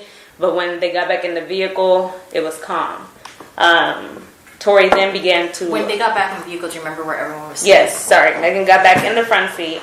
Tory got back in behind Quan, so behind the driver's seat. So it was calm. Everybody was calm. Tory then began to apologize to me. And he's just like, I'm sorry, Kelsey, you're just a real ass nigga, and I had to tell you. You know, and I'm like, what? An apology. Right, and so I'm like, but he's saying it loud. And so Megan can hear this. So that kind of started her back up. So now they're arguing back together. At this point, it's uncontrollable. Can't stop it. And do you remember anything at this point that was being said between them? At this point, they're arguing about each other's artistry as a career as an artist. She's telling him like you're only this and that because you're on a remix with Jack Harlow, and he's telling her things about her career as an artist, which I can't remember what he was telling her, but they just started hitting each other with their career as an artist. So now we're at the final, you know, the next stop where the incident occurs. And this time Tory demands Quan to let us out. He's like, let these hoes out, let these bitches out the car. This is my car. And so we're like, okay, we'll get out. So he pulled the car over and everything here transpires. Megan jumps out of her seat, which is the front seat. I open up my door, which I'm behind Megan. And when you're getting out of a vehicle, you're not really just like looking at any direction. You're just kind of getting out the vehicle, you know? Especially, we didn't expect anything to happen next, so we're just getting out the vehicle. I get out of my side, and no sooner do you know, you start hearing gunshots going off. I look up about it was 5 gunshots. I look up maybe at the second or third gunshot. That's when I look up. You're listening to Street TV. And you see Tory. He's now in the front seat. I guess he must have jumped over. It was very smooth transition because we didn't hear it. I didn't hear it. And he's leaning over. The door is open, and he's leaning over like the window. Which door? Is it the rear right, door? the front right. So where Megan was sitting. Okay, so his door's open. In the my driver's side. My door's open in the back, and the front door is open to where Megan got out. The front right passenger. Both doors on the passenger side are open. Correct. So. And is he shooting through the window or over the top of the door? No, he's shooting over the top of the door. So over the top of the door would be the rear passenger door. The right front passenger. So, again, as I said, he must have jumped, or I don't know how he did it because it was very very smooth. And he was leaning over the front passenger door, and, you know, she was shooting the gun. Where were you standing at this point? At this point, I'm standing kind of like my body's still like to the side behind the door, the rear passenger door. So I would say my left side was the rear passenger, and my right side was kind of like this. Like this is the door, and I'm. All right. Are you still partially in the car at this point? No, I'm out of the vehicle. Okay. I'm out of the vehicle. I'm just not around my door yet. Yeah. So. Do you know where's Megan? So I was about to speak on Megan. So she was walking away when this happened, but by the third, fourth shot, and by the time I look up, she's facing towards us, and I've described it like a deer in headlights. You know what I just realized, chat? So what's a little bit different in what Jaquan said? Remember what Meg said, but remember Meg is drunk, right? Meg says, yo, she was walking away, but she did hear dance, bitch, dance, and her back was turned, right? I mean, that's kind of backed up what Kelsey just said there. But then when you listen to what Jaquan says this. He says, I saw her with a gun in her hand. Peterson ran from behind Miss Pete and myself towards Miss Harris. Tory and Kelsey began struggling, trying to disarm her, I was still pulling Miss Pete, who did not see who shot the weapon. So it doesn't say that Meg was walking away. He's saying that he was pulling her. So like basically like pulling her maybe away. Sorry, I guess away from the confrontation or the fight. Which that would be a little bit interesting and different. That would be kind of new. But also, you know why this is such a big, like, it's a clusterfuck, right? So Kelsey's statement there matches what Meg said, right? But this bodyguard statement matches what one of the eyewitnesses said, who said that they saw the men pulling the girl. Like, I forgot who said that. Let me see if I can find it.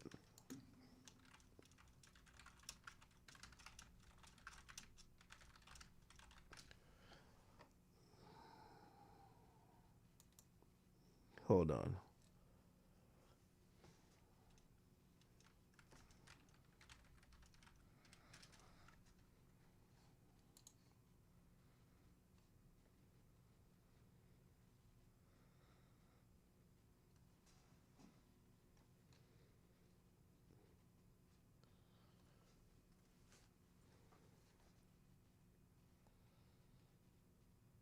Okay, here we go.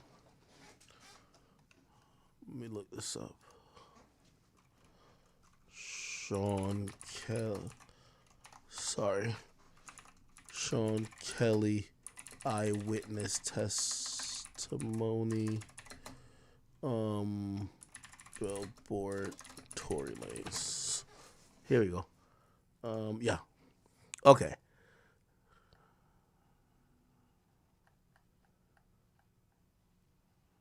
Oh my God. It's like they know I got an ad blocker on, don't they?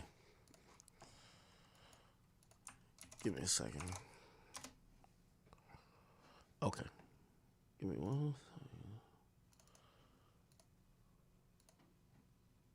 All right. So Sean Kelly has said the same things, right? So Sean Kelly, the alleged eyewitness to the 2020 incident in which Meg Thee Stallion was shot, offered a confusing and contradictory testimony on Tuesday about what really happened. Say he never saw a gun, but then he saw a man matching Tory Lanez's description holding the gun, which obviously that's like an oxymoron, ain't it? And that Meg's former friend and assistant Kelsey may have also fired. So she said like 3 things. Yeah, they were saying that he saw Megan and Kelsey kicking and punching each other, which actually goes into what the bodyguard said, right? They were pulling hair and hitting each other. It was quite violent. Shortly after, a man matching the description of Lane's driver, Jaquan, got out of the car and attempted to separate him. Kind of makes sense. That's what the bodyguard said. Separate them. Kelly said he heard a shot fired. He said a man matching Lane's description then exited the car. Now, this does not go in with what the driver said. The driver said that Tory Lanez was behind him when he's breaking up the fight and he's pulling Meg away. And then Tory sees Kelsey get a gun and he runs over to Kelsey to try to disarm her. Sean Kelly claimed that Tory doesn't, he's saying that the gunshots are fired, then Tory exits the car, which means that if Tory did not struggle with her for the gun outside the car, and actually I think he was kind of co-signing the fact that he believed Tory fired the gun from inside the car, leading to a scuffle between all 4 people, and that 4 or 5 more shots rang out. Tory Lanez's defense team has suggested throughout the trial that Harris, not Lanez, potentially pulled the trigger, partly based on the earlier interview Kelly gave to him in 2021.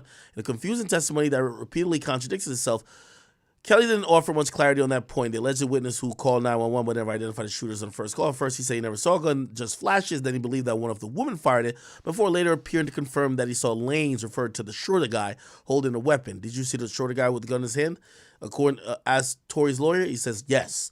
Later in the testimony, Kelly said he witnessed 3 people beating one of the women in the street, and she was curled up in a ball before hearing a man matching Smith's description saying the cops are coming. Maybe that was them trying to get the gun out of Kelsey's hand, right? He then said he saw someone in the group pick the woman up, at which point he believed the group was going to throw her in a nearby creek. Okay, maybe this is Meg they're talking about. It appeared like they were trying to kill her, dragged her across the street, and picked her up. They became nervous during prosecution, and once again, he testified that he saw a man matching Lane's description shooting a gun, saying the shorter guy was agitated, he got out of the car, his arm was stretched, and he was firing everywhere, 4 or 5 shots. He says, now he's saying Tory got out of the car and shot. See, very contradictory. At this point, Tory Lanez is wearing a white turtleneck under a white jacket, looked on sternly. Okay, that's in court. During a redirect, Kelly once appeared to contradict his own version of events, stating, I believe the girl fired the first shot. So he's saying he believes she fired the first shot.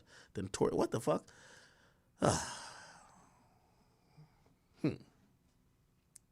Interesting. Now, if we look at, let me see. I see lawyer for workers.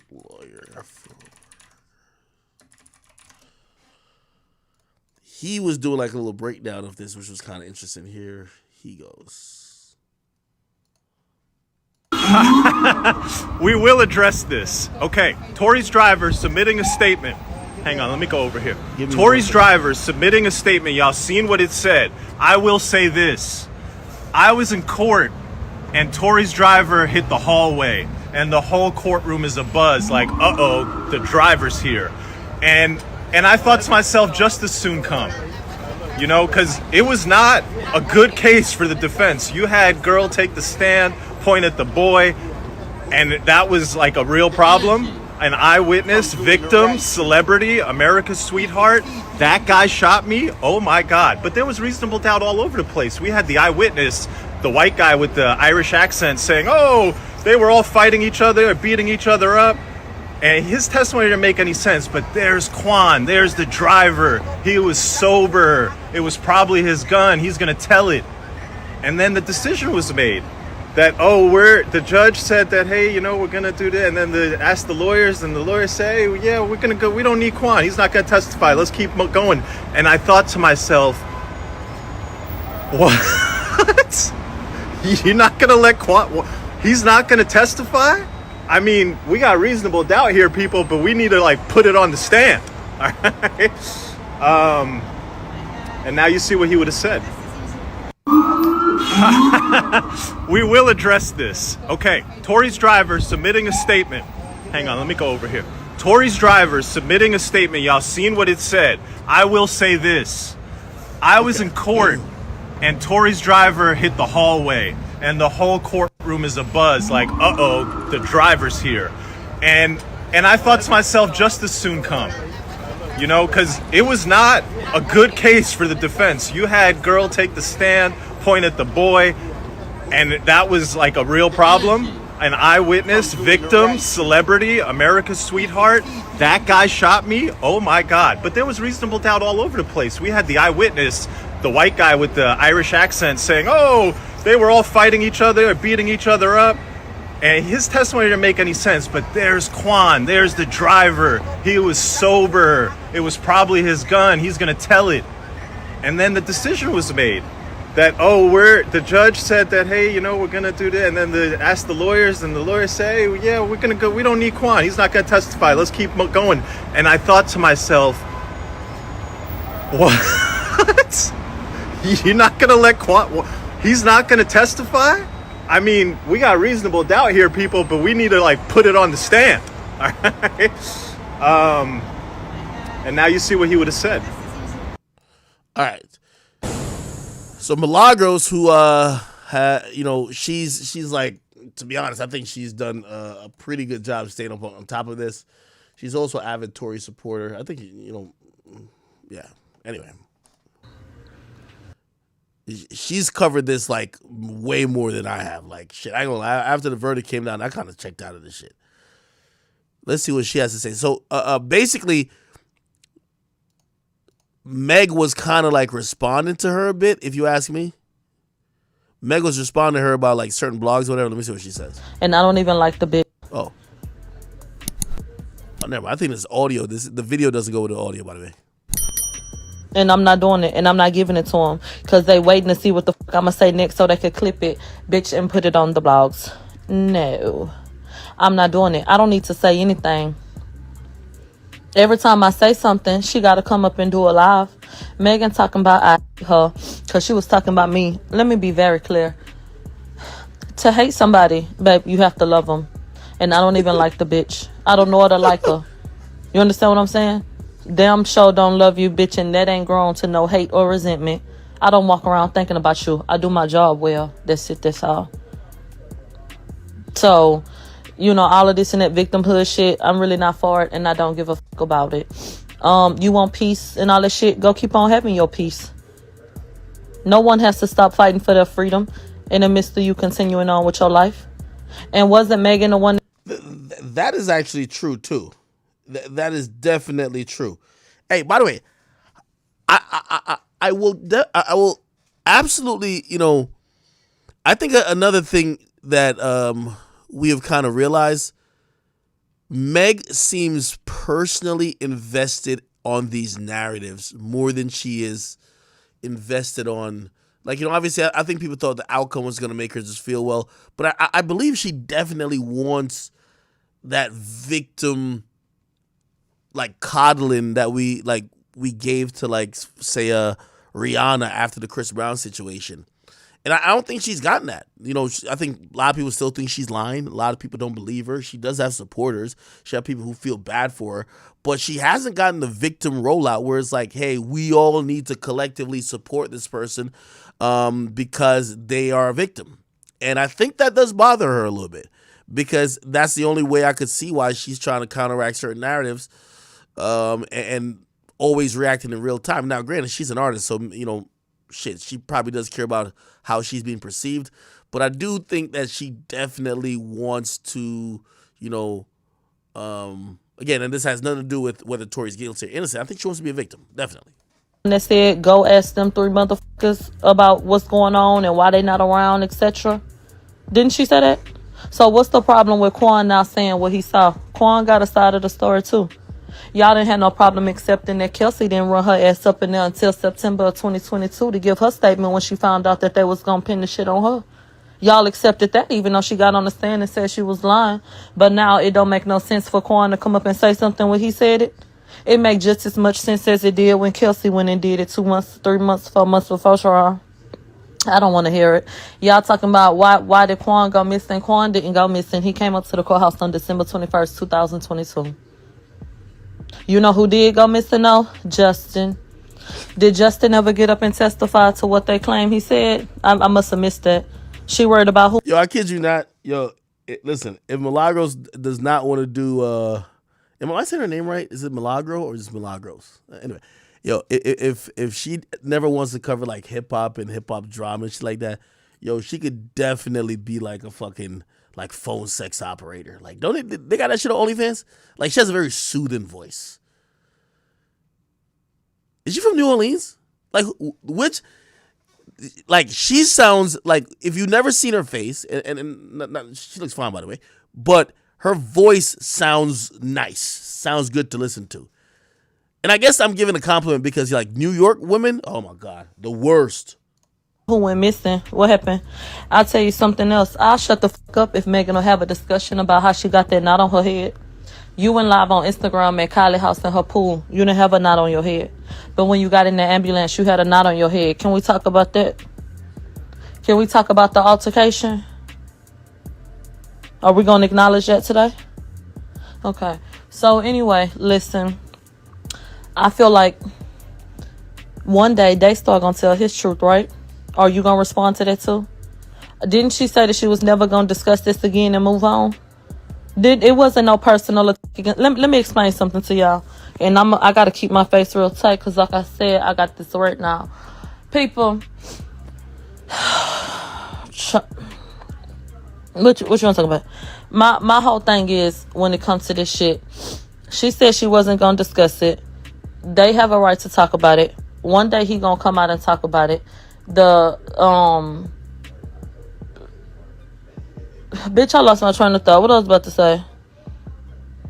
I don't give a fuck about that right now. Yes, I feel like it's bothering her because why address it?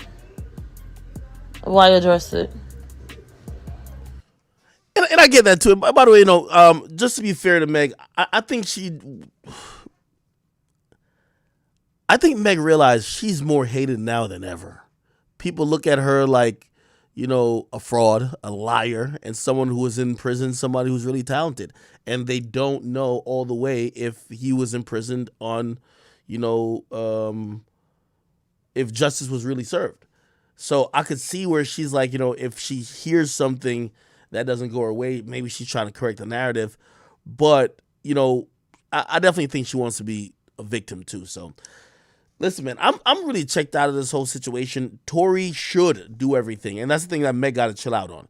Tory should do everything in the book to try to get out of jail. That's just how it goes, right? Like, nobody wants to go in jail and be like, I'm going to just take my 10 years. He's going to try everything in the book, right? And if she's going to respond to everything, all this fake healing shit that she's talking about, I don't know how well that's going to go about. You get me? All right. Let me see what else is going on in the chat.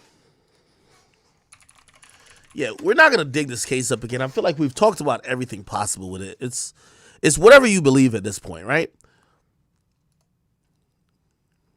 And this is what she was saying. In case you missed the whole live, certain blogs like to focus on cutting up tidbits to make me look shady, ignoring the facts, refusing to report on any positivity concerning me.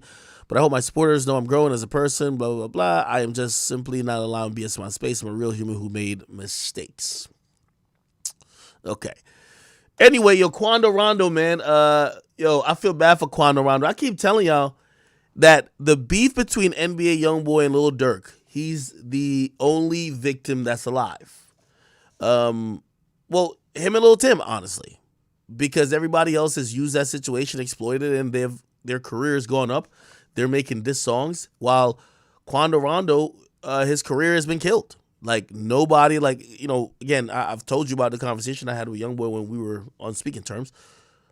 The industry don't want to playlist the nigga. The industry don't want to acknowledge him because they do feel like showing him favor means it's a disrespect to Vaughn, right? And now his career is basically in turmoil because the industry is choosing to not support him based on something he did, which some people could say is a street situation. You get what I mean? Here's the thing. Because of that, and we see it a lot with rappers, and I'm going to just call it what it is. Now, if you ask me, and I'm not here sitting blaming NBA YoungBoy at all, but somebody got to go take care of Quando Rondo. When you hear Quando Rondo is being indicted on drugs, rappers start selling drugs when they're broke. Let's just call it a spade. Rappers start selling drugs when they can't book shows. Rappers start selling drugs when the income that they used to get from music ain't coming in no more. Now, YoungBoy is sitting very comfortable up in Utah, and he got millions and millions and millions and millions of dollars. And I'm going to be honest with you, and again, I'm not blaming YoungBoy at all, but somebody got to take care of this nigga because he's a sacrificial lamb in a beef that really he ain't benefiting from. Everybody else is benefiting from the beef except him. So he's over there, and I guess he went back to either the streets or maybe him and his homies. They started trapping or whatever the case is. He got locked up on a federal charge for drug distribution. Okay?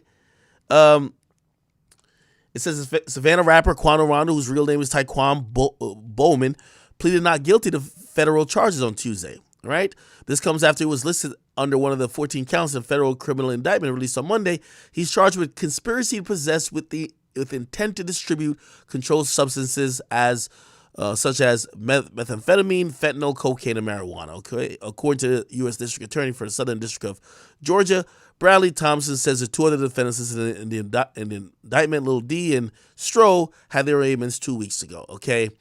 By the way, he also has another charge, which is a gang charge, which is, I think it's statewide in Georgia. Again, this is why I feel bad for Quando Rondo. Lil Durk is making millions of dollars by making diss songs at NBA YoungBoy. NBA YoungBoy is making millions of dollars by making diss songs at Lil Durk, and also by even cleaning up on Al-O, taunting King Von. The person who is lost is Quando Rondo. Music ain't selling. Music isn't profitable enough to keep his lifestyle going. Has to turn to the streets, turn into selling drugs. Shitty situation, if you ask me. It's a shitty situation. Okay? Also, I think he lost his cousin. You know what I mean? I think we could clearly say that this whole beef has not helped him at all. Okay? God, thank you for that comment. You just reminded me. He said Quando Rondo said YoungBoy gave him $1 million. Which, by the way, again, that's what I'm trying to say. I know YoungBoy little stands are going to be like, yo, Ike, you're hating on yo. I'm not saying it's YoungBoy's fault. But I'm just telling you how sometimes, especially in this music game, in the industry, some people are expendable and they become chopped liver. And who that person is in this situation is Quando Rondo. Right? And obviously, yes, he did admit that YoungBoy gave him $1 million. Shit. Here's the unfortunate truth about most of these rappers. All of these rappers got 25 niggas that rely on them. And all of them live in a $100,000 per month lifestyle. Yeah, that $1 million is $1 million, which will last a long time for you. Because you probably live a very modest lifestyle. Like, you know, you don't go too much beyond your means. These guys, you know, especially a rappers and athletes usually live in the moment with their money and act like they're always going to get more because nothing gives you the reality check that your hype, your buzz, your hit song might go away and you don't get another one, or you might not be popping next year. So yeah, YoungBoy might give him $1 million.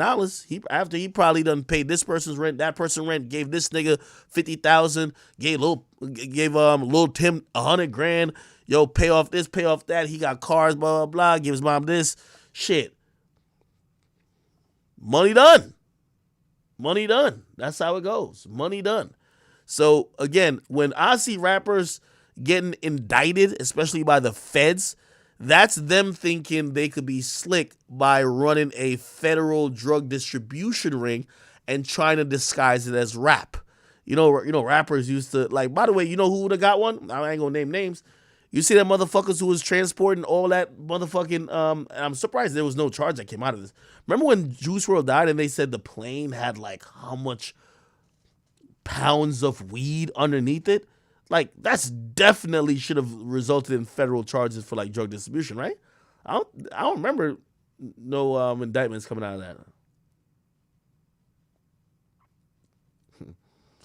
Somebody says, yo, bro, can we just talk about YB? What is this? Well, these are his mans. These are his mans. I'm sorry to tell y'all. Okay, these are his mans. Diddy, they're trying to figure out if Diddy should be invited to the Grammys or not. By the way, I think this is just people trying to get headlines, and I think if the Grammy is giving PR statements about this, I would believe that this is the Grammys trying to, you know, white knight in a sense. Diddy right now ain't, like, Diddy's at the crib. Diddy's on house arrest, my nigga. Diddy ain't doing a motherfucking shit. Okay? All the freak offs are going to be held at the crib till further notice, and every woman, including Young Miami and the rest of them that want to get peed on, are going to come to his house. He's not going outside. He's not showing up to no radio station. He ain't showing up to the award shows. Like, why would he show up to the Grammys? There's going to be a million paparazzi asking him about, yo, really, did you put the Molly in her booty? Like, yo, come on, man. Nobody trying to. He's not going nowhere. So the Grammys acting like there's an invite that they have to rescind. He ain't going. Diddy has to bury his head in sand like a motherfucking ostrich or whatever for the next goddamn at least year and a half. Come up with a good situation or hope somebody else, like, you know what I mean? Or he might have to do some Kobe shit. You know, when Kobe was trying to throw Shaq under the bus, he just got to throw Jay-Z under the bus. So they're saying that, look, Sean Combs' ongoing legal troubles have tainted his Grammy invitation. The music mogul continues to face a fallout of 4 different sexual abuse lawsuits filed against him over the past month. It appears that his invite from the 2024 Grammy Awards may be rescinded. Speaking of Radar Online, spokesperson for the Music Society disclosed, we're taking this matter seriously and we're in the process of evaluating it with the time and care that it deserves. However, the person clarified that only Diddy's invitation is reconsidered and not his nomination. Okay? Again, I don't think Diddy would go anywhere right now, just off the fact it would be a huge distraction. But we're going to continue to see these lawsuits, and not going to lie, you know, a few people have told me we should brace ourselves, pause, because the gay niggas is about to come out now. Like, they let the straight women who claimed they were, you know, being forced into freak offs come out. The gay niggas who claim that they were, you know, either instructed to do weird acts, You know what I mean? We're butt plugs. I hear they're coming too. That's what I heard. I don't know if the industry telling me the truth, but that is word on the streets that the gay dudes, they're coming next. Yep. And pause on gay dudes coming. Pause. You know what I'm talking about, right? Okay. We will see. We will see. Let me see what else is going on, man.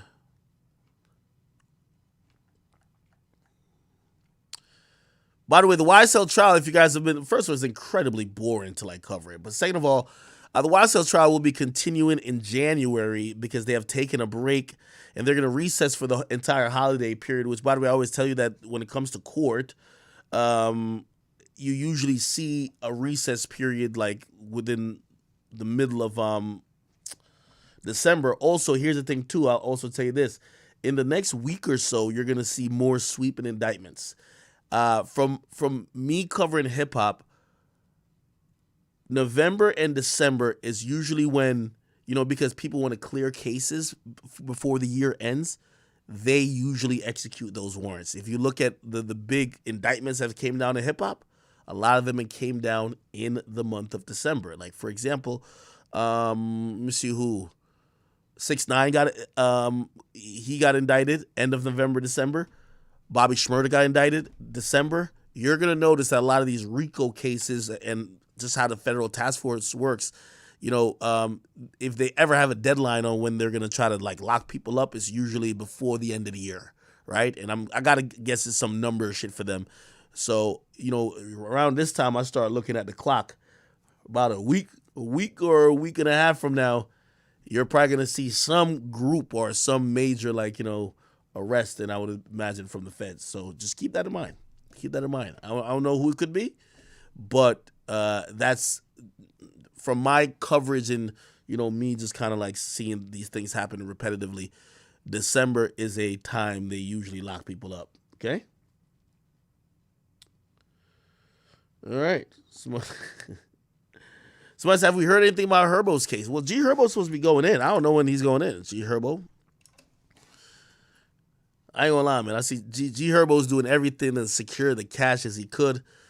By the way, if you don't know, he was locked up, and he was locked up for having stolen credit cards to pay for luxury vehicles, designer puppies, and other things. And yeah, let me see.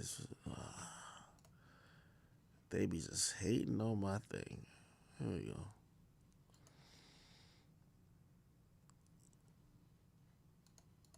Okay.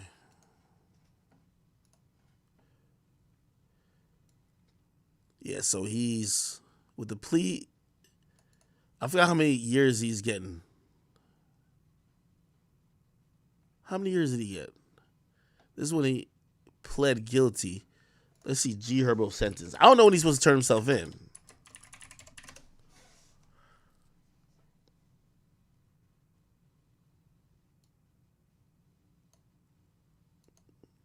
Okay, he addresses prison time. Oh, here we go. Oh, yeah, he got 5 years in prison. I just want to know how you doing, man. Good, man. New music on the way, man. Big swerve. Hey, you had a lot coming at you, and recently. I know you got a lot on your plate right now, man. Are you gonna be good? I don't even got a lot on my plate. I'm just working. I feel life, doing the right shit. Well, I'm great. Good. So that didn't even land, right? Like you're Gucci, right? I'm great. I love that. Well, listen, man. Let's. Okay. So he's supposed to do 5 years. I don't know when he's supposed to turn himself in. So he's supposed to do 5 years.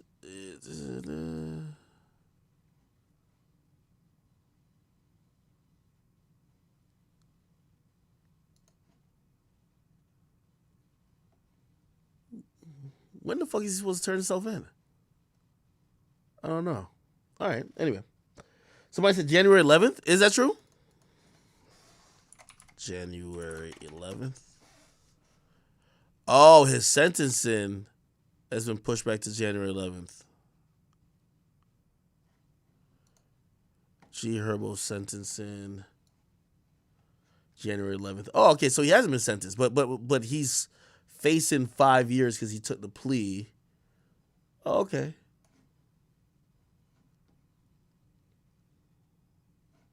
Did he take 5 years? Whatever. Anyway, Jiro will be fine, man. He'll be fine. All right. What else is going on? By the way, we should talk about the Jack Boy thing. Hold on. All right. Let's just talk about the Jack Boy thing, actually. So, it was reported incorrectly. But again, I do know how the outlets that originated the report got the report. So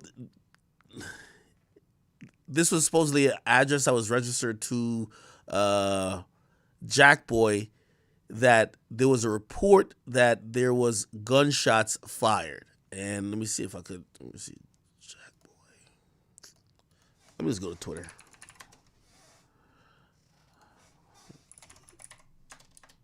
Jack Boy shot.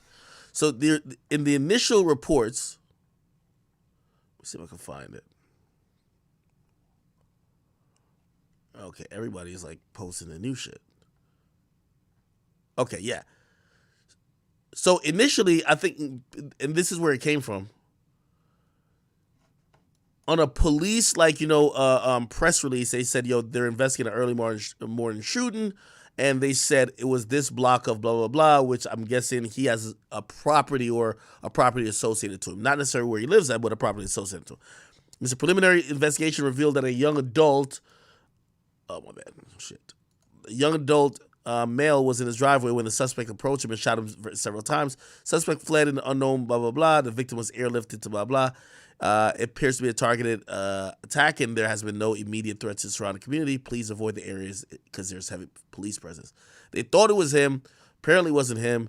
He also came out, and by the way, there's a video of the situation, which I don't know if I should really show in totality, but this is the ring camera of what happened. This is the victim right here, and you're gonna see some bum ass niggas run over here. I'm not gonna show the whole thing, but you see a nigga right here. Yeah, they basically run up on him when he's getting out of the car, and I won't play the rest. Anyway, he did get on live, and he showed that him and his brother is fine. So it looked like maybe nobody got shot, period. Here we go. How the fuck you miss a whole 100 shots? You not building, came out with some. People tell me it's his brother in the passenger seat right here, so like he didn't get shot at all. Critical what? Now everybody keeps reporting that it's his brother that got shot. Ain't no way he's turning up like this and his brother got shot. Did he say anything else? Nah, I think it's the same clip everybody's posting. Yeah, so good for him that he's all right, but clearly there's a victim, and senseless violence still continues in the rap community. All right, shit. Someone said it was his brother. Well, we don't know if it's his brother because I can't imagine if it's his brother and he's celebrating that it's just not him. How the fuck you miss a whole 100 shots? If it was your brother, I would imagine you'd be at the hospital, like trying to figure out whatever. Anyway, okay. So that ain't about nothing. Someone said, why is he happy? Well, listen, also, you got to realize, man, nothing ever goes well when you're taunting the people. If you're taunting people who are shooting at you, that never goes well.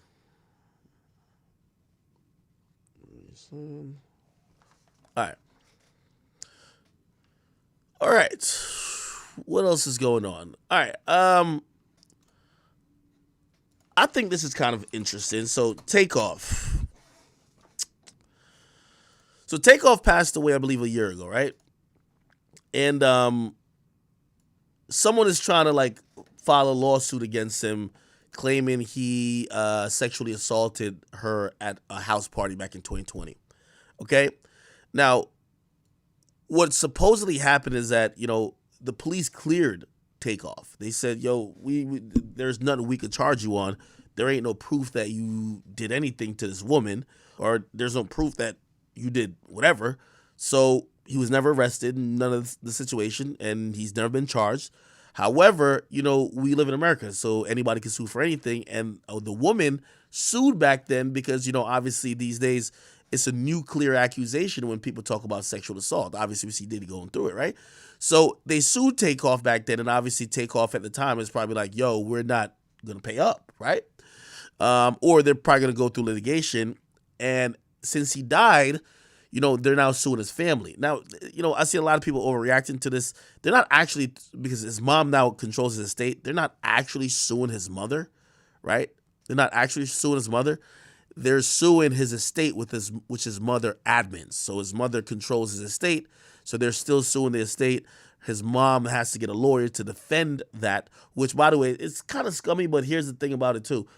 Takeoff isn't around, so I don't even know what defense they could have, like, to try to, you know, at least if Takeoff was here, or maybe he spoke with a lawyer about this already, so maybe they already know what defense they should have. But again, they're saying that he sexually assaulted her in a house party back in 2020. It's saying that he made several advances to her on the evening of the alleged assault, and she rejected all of them, and that she claims that when going into a bedroom to lay down, he ignored her disinterest, followed her into the room, and quote-unquote forced himself on her and engaged in sexual intercourse. So that's what being alleged.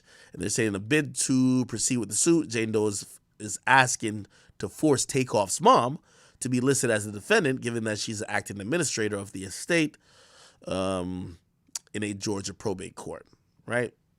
Now, again, I think this is kind of scummy.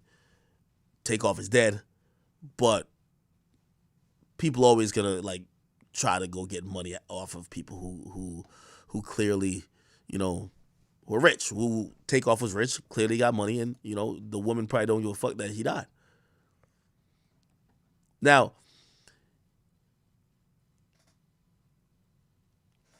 here's what might happen, and I'm just trying to play out random scenarios. Takeoff isn't an active musician. His brand is already kind of memorialized already because he died. If his mom paid a settlement, it's probably just to get this shit off of their pallet or their table.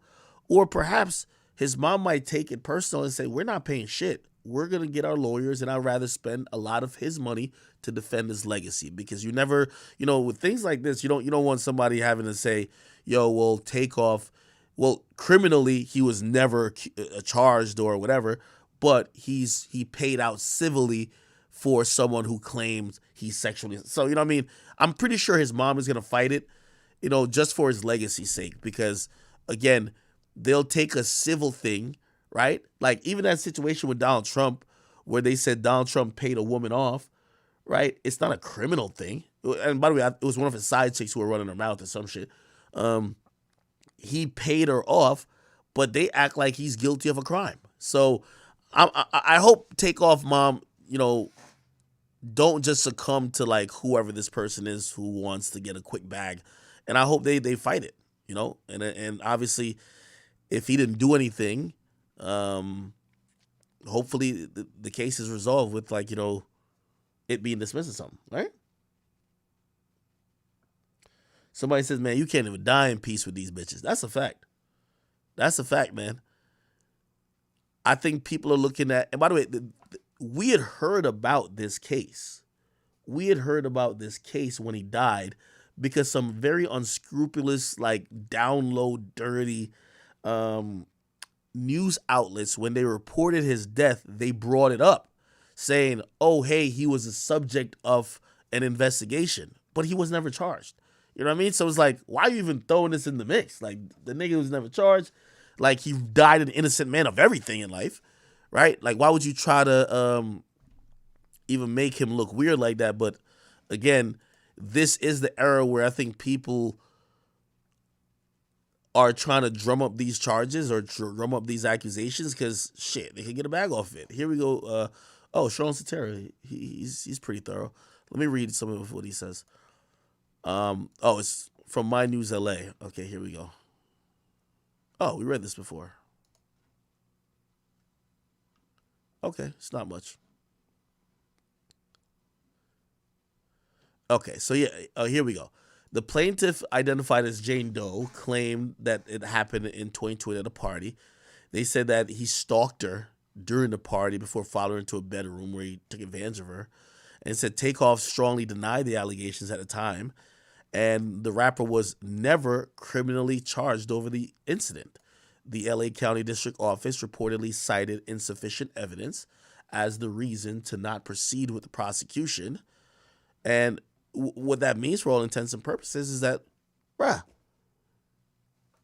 if you can't prove the nigga did it, we're not going to assume the nigga did it. The fuck? Like, you know what I mean? But of course, she's trying to get her bag. And yeah, unfortunately, we live in a society where it's even a dead man. Like, these days, I honestly believe that if somebody of notoriety that had some shit died as they were bleeding out, people will go through their pockets. Like, it's money over everything. Money over morals. Money over, self-respect. Money over everything. So, who knows, man? Who knows? God rest the soul of Takeoff, by the way. Okay, let's see what else is going on out here.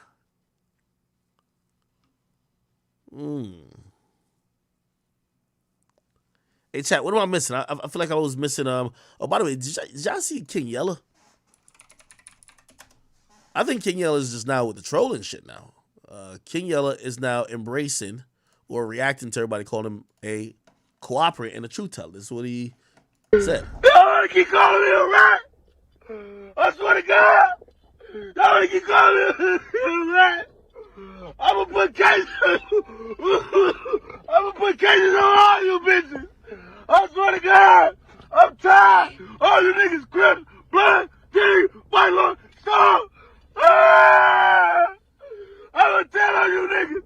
I'll put cases on all you bitch ass niggas. I swear to God. Since I'm a rat, I'm like tossed away. Fuck this shit. You niggas going down. Y'all wanna keep calling me a rat? I swear to God. Y'all wanna keep calling me a rat? I'ma put cases. King Yella might be filling out his application like Trench's News. You know what I mean? Trench's News got paid like $30,000 to cooperate. I didn't know it was actually an occupation, but apparently you could choose full-time, part-time, per diem, weekly, bi-weekly, have your 1099 ready, and if as long as you're ready to give up information, you could get it done, you could get a check. So, I don't know. I think King Yella is trolling here. I don't think King Yella really thinks he told, but shit. I don't really give two fucks.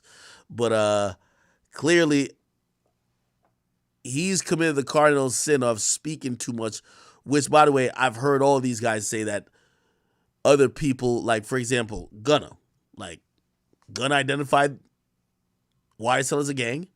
Gunna said that they commit crime. And basically, King Yella did the same. So, I'm wondering what King Yella thinks about Gunna. Because if Gunna's a snitch, it's hard to say you didn't snitch. Now, you might be like, well, Gunna made it to court. Then you're just moving the goalposts. You gotta make it to court to tell. You can't really tell unless you made it to court. That would be a convoluted thing. All right? Hey, chat, I want to give a huge shout out to somebody who is doing an amazing job, I gotta say, of rolling out her album.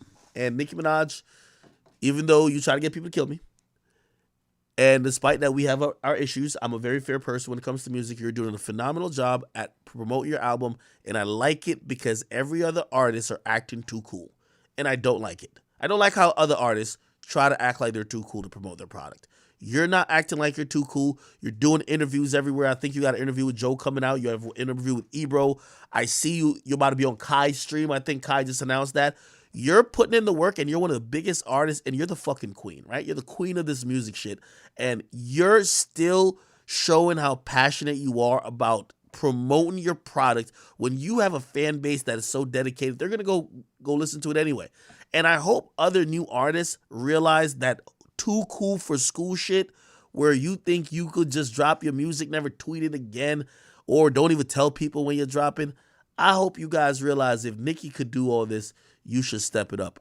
By the way, she was on, and let me see if I can find the whole thing.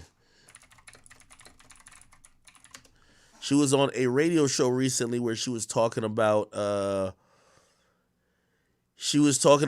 whole bunch of stuff, but she was talking about the state of music. And let me see if I could find it. Let me tell you guys what I wanted to do today with y'all. Y'all, why y'all made up the TikTok dance for? I was gonna leave it off the album because I'm gonna find a part. And I didn't really, have a particular current home, as in dread. Fuck me, yes. But yeah. So damn, how long is yours? That's her voice on a. And I know I can't compare all goes in your body like that. I guess it was something strong they gave me, and they thought it was so. Bobby Name said Wayne is so. Okay. Oh, let me tell y'all also too. I purposely for dumbing out in Maui, we coming, popping out in Bengali, looking. Okay. Nice. Yeah. She does go hard though. Let me see. Oh, here we go. So we need lots of people. And then sometimes when people think, whatever, they were lied to and told it through them. And so I wanted to make sure that you guys got, some info and stuff. Yes, they are in. Roman's vocals are in. Okay, man, enough of that. Jesus Christ. And the Barbs, y'all get a week of break from me criticizing y'all. Y'all did show up and y'all bought y'all Queen's music, which that's how it should go, though. You know what I mean? Like,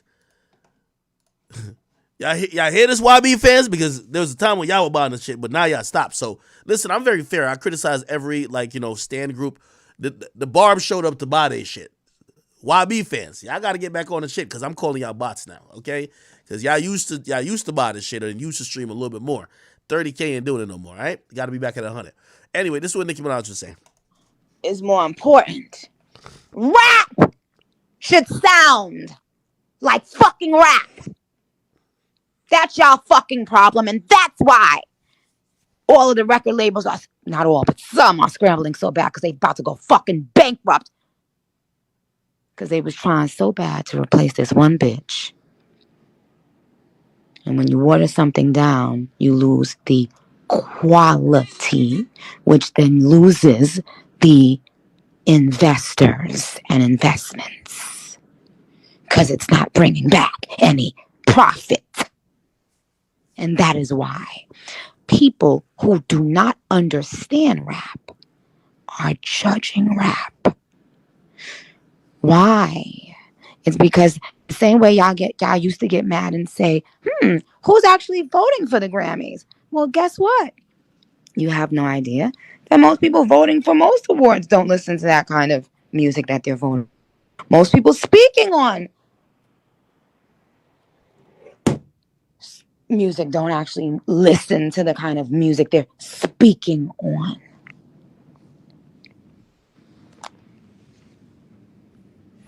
And sweetheart, that is the best fucking compliment I've gotten in years. If any fucking thing I do made you feel like my motherfucking mixtape, then bitch, not only do I got the best pussy in the world, then I got the best brain in the world too. Okay. What? Are you fucking dumb? Are you fucking dumb? What should it sound like then? Should it sound like Mozart? Should it sound like opera? Don't clock out. I see my boy. Should it sound like Les Miserables? No. And what the fans fell in love with was that is more important. Okay, and then there's another part here. Should it sound like Les Miserables? No. And what the fans fell in love with was that is more important. And what the fans fell in love with was that is more important. Okay, and then there's another part here. Should it sound like Les Miserables? No. And what the fans fell in love with was that is more important. Okay, and then there's another part here. Should it sound like Les Miserables? No. And what my was that is more important. Okay, and then there's another part here. Should it sound like Les Miserables? No. And what the fans fell in love with was that girl. That girl. Mixtape Nikki. So thank you, dummy. Because that's the girl they can't fucking recreate. You see the raw talent? When I met Stack Bundle, and he said, oh, sure, you rap. And I rapped immediately.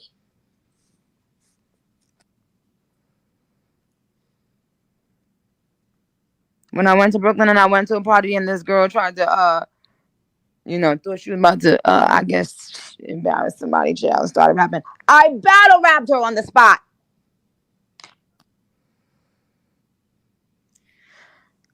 But because y'all have diminished rap, that's why everybody who knows and rap, that's why everybody is already saying that this is a classic fucking album. The biggest publications, but also just the people, the streets. They love this album. That's what they miss. That's what they missed out of me.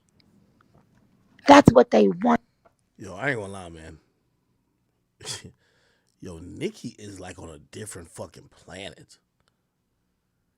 Like, Nicki can't even take her win gracefully. Like, nigga, the album was out like 20 minutes when she was like, yes, they're saying it's classic. I am the best.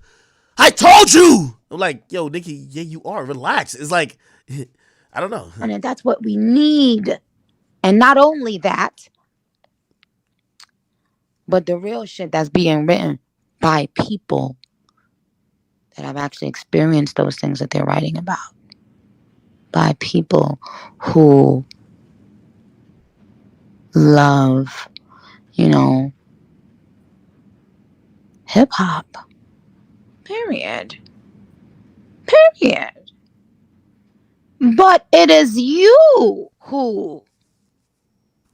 being the Barbs, who I am somehow, and I'm so dumbfounded. Should it sound like Les Miserables? Okay, all right. I'll give my opinion on this. Congratulations to Nicki. I do believe that, she's a little bit obsessive and a little bit self-absorbed, but shit, she is a queen. You can't knock it, right? I will say what she's saying, she's right and she's wrong, if you ask me. I think what Nicki's talking about with talent and still caring about the craft, I think that only matters. And by the way, why is this in my comment section right here? Is this flour? Is this flour right here? Nah, this gotta be salt. Is it flour? What is that? Why they put it in this comment section? Anyway, I'll say this. I think she's right and she's wrong, right? I think for longevity, you need talent. You need talent because the game is going to change. It's going to go up, down, left, right. The sounds is going to go over there, over there. It's going to be East Coast influence, West Coast influence, ratchet, down south influence. The content and what people like to see, visual, all these things are going to change because music is a very fluid and never stagnant environment. To fully adapt and to fully be around for years to come and to have that longevity, it requires talent or requires you to care about the craft. I don't think it requires that for a lot of the current crop. And this is why I always say, Nicki Minaj is like, imagine if like LeBron James is like imagine if Tom Brady, right? Let's use football. Imagine if Tom Brady went into the NFL Combine and he was talking shit to the new recruits. Like, Nicki, yes, none of them are on your level, but no one ever said they were. And good job with making an album that people are saying on a music level, it was good. But, you constantly also keep bringing yourself down when you're comparing yourself to these other artists, or you're kind of like, I don't know if you're complaining about them or you're going on rants about them. Hey, put it like this. Even your fave, Ice Spice. If Ice Spice truly don't have some transcendental talent, she'll be out of here in 2-3 years. That's how it is.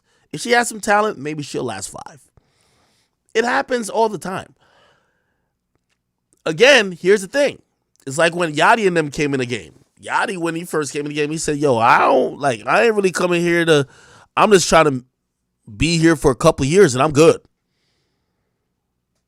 Ugly God said the same thing. They didn't think their music was going to last. Now, obviously, Yachty has lasted, and we've seen that there is some talent there, right? Or he had to hone and develop some type of talent, right?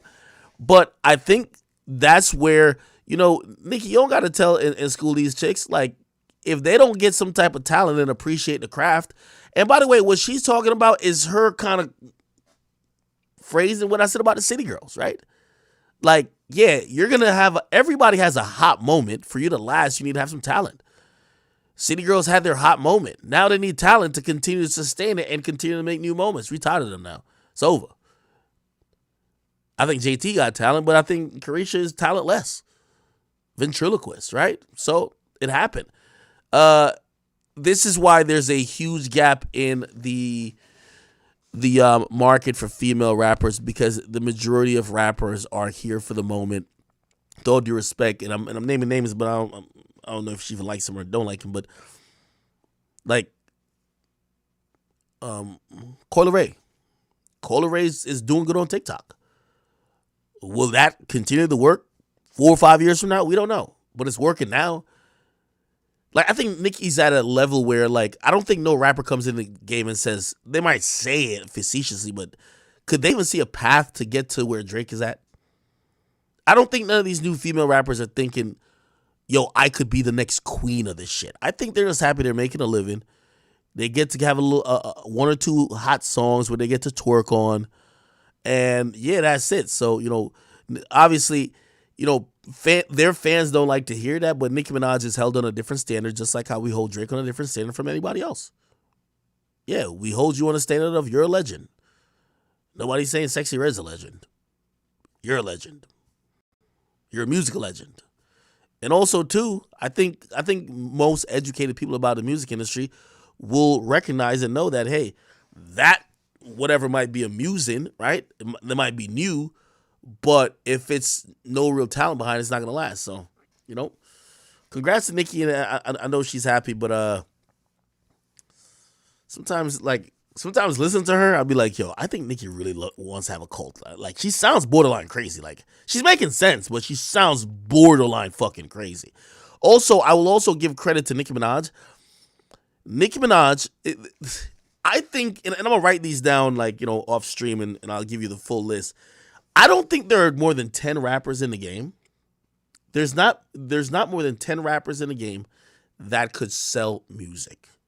A lot of these people are selling gimmicks, they're selling hype, they're selling moments. They're not selling music. The amount of rappers still that exist that sell music is very low. A lot of these women are selling sexuality, they're selling movements, they're not selling music. Okay? And I think that's the thing that Nicki Minaj has over a lot of people. And that's where I think the game is moving away from. And when you see her sell this amount, is because she could still sell music. With all due respect, I don't think the majority, I don't even think it's a female rapper issue. I think it's just rappers, period.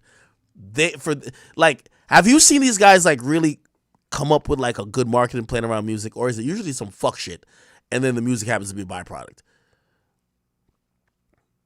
Like, the music is like the buy one, get one free shit of the sale that's going on. It's like basically a going out of business sale, and everybody's doing the buy one, get one free. The get one free is the music, because no one knows how to properly sell music, because the majority of these people, they haven't cultivated a fan base that likes them for music.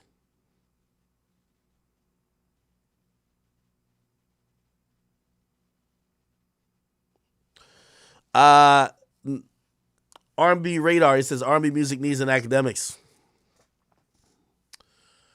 Well, R&B's a little bit different, man. I think R&B's it's so like subjective, and it's changed so much. Where you remember the last time when the R&B niggas was getting into it about some competitive shit. I think the majority of these new R&B folks who are running shit, they're just like emo people who are just kind of weirdos, bro. Let's be honest. Socially awkward motherfuckers.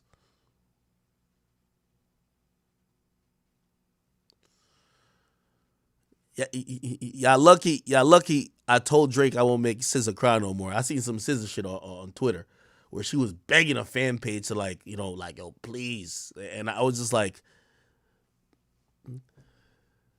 it's kind of crazy how people are stars and they're mad insecure, like crazy insecure.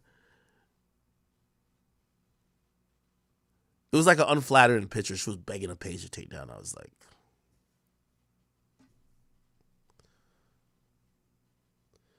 somebody said, have I seen the Ice Spice catfish? I haven't posted this yet because I'm thinking this is fake. Ice Spice without makeup. This doesn't look like Ice Spice. Right? This isn't Ice Spice, is it? Is this Ice Spice? I don't think so, right?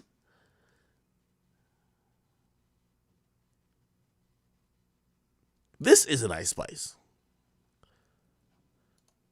Ice Spice looks like this.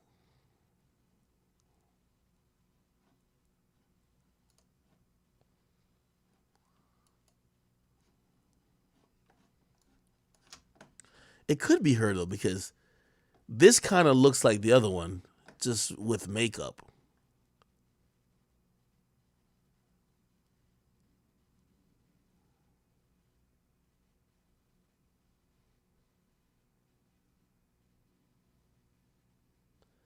Somebody says edited? Okay, good. Because I'm gonna be honest with you, I don't think like if makeup could make somebody go from this to this, like Jesus Christ, that's some fucking powerful sorcery at hand. If makeup could make a girl go from this to this, Jesus Christ.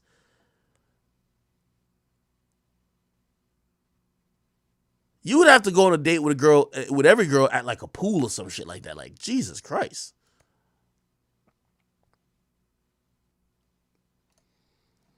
Plus her hairline, at least on this picture, looks crazy.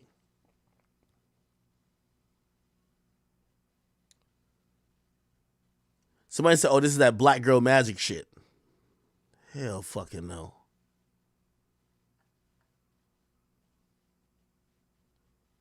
Somebody said, that's her hairstyle. Her hairstylist posted it. When? Somebody said that big ass wig covers her forehead. Is this a wig? This is not a wig, is it? Is this a wig?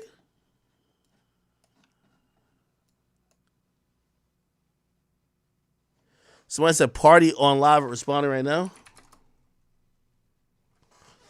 All right, let's see what my boy talking about.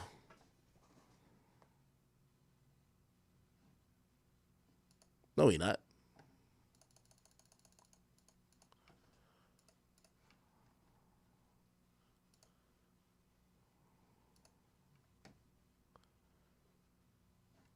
Did he respond?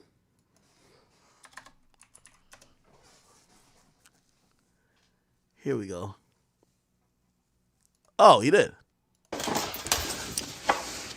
These things is never even easy for me to talk about. Like it's never something I want to speak on. Never something I want to elaborate on. You never once seen me speak on my personal life, whether I be happy, sad, and different. You know what I'm saying? Just little tidbits. So these are always uncomfortable for me. Like I said, I go out here to promote my music. Y'all never heard me speak ill about anybody to this point in time. I never intended to. I never did so. But if you watch my interviews in their entirety, I always speak about exactly what happens, exactly how I feel, without even giving too much, because I don't like to dive into too much. But I have no problem taking accountability. Yeah, that's what it is. Yeah, let's talk about what the definition is. Yeah, I did that. Yeah, find me an interview where I say no, not once. But I just don't appreciate people throwing rocks and hiding their hand. I was chilling. I was cooling. Nobody asked me nothing. Nobody asked nobody nothing, in fact. And throwing rocks and hiding your hand is just, that's just not good behavior. You know what I'm saying? It's not good, especially the people that have been good to you. Everything I needed to talk about, I talked about on the song. Yo, one of my pet peeves is when a nigga is saying a lot but saying nothing. What is he talking about? Nigga, you scared of Meg too? Nigga, don't tell me Meg done whipped Tory's ass, Kelsey's ass. Don't tell me she can whip your ass. Nigga, talk. Nigga, talk. The fuck? Everything I need to say, I said it on the song. People want to know why. They want to know what happened. And when you paint things in ways that they didn't happen, you got to clear it up. But with all that said, with all that being said, I wish happiness for everybody. I wish healing for everybody. I felt like I was well along my journey. I felt like I was well along in my journey. I had put a lot behind me. I had ate a lot of shit as a male, as a man. Like, you know what I'm saying? I just ate it. You know what I'm saying? I felt like this was like not one of those times I was gonna let it slide. Let somebody speak on me and let my story be told by somebody else. This wasn't one of those times I was gonna let it slide.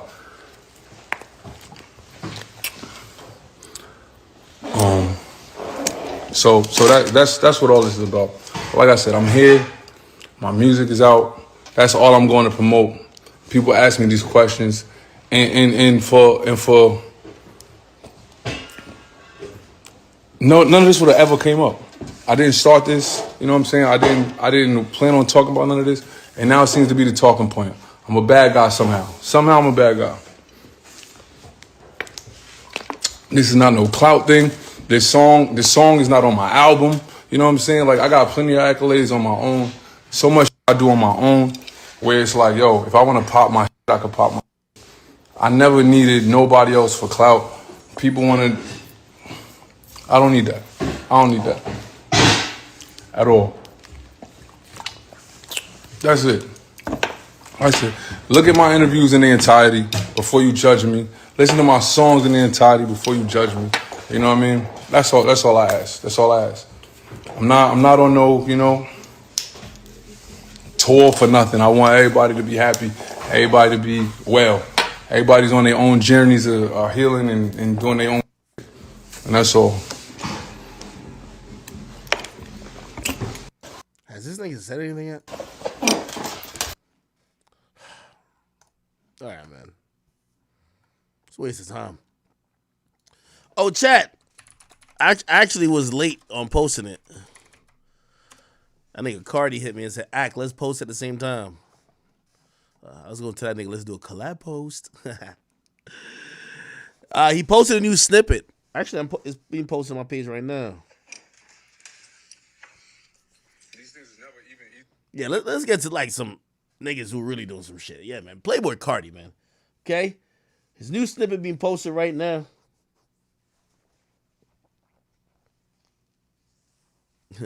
Somebody says, this little pump? Shit.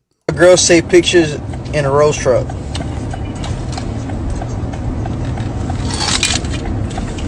It is true. This girls say pictures in a roast truck. Is this a filter?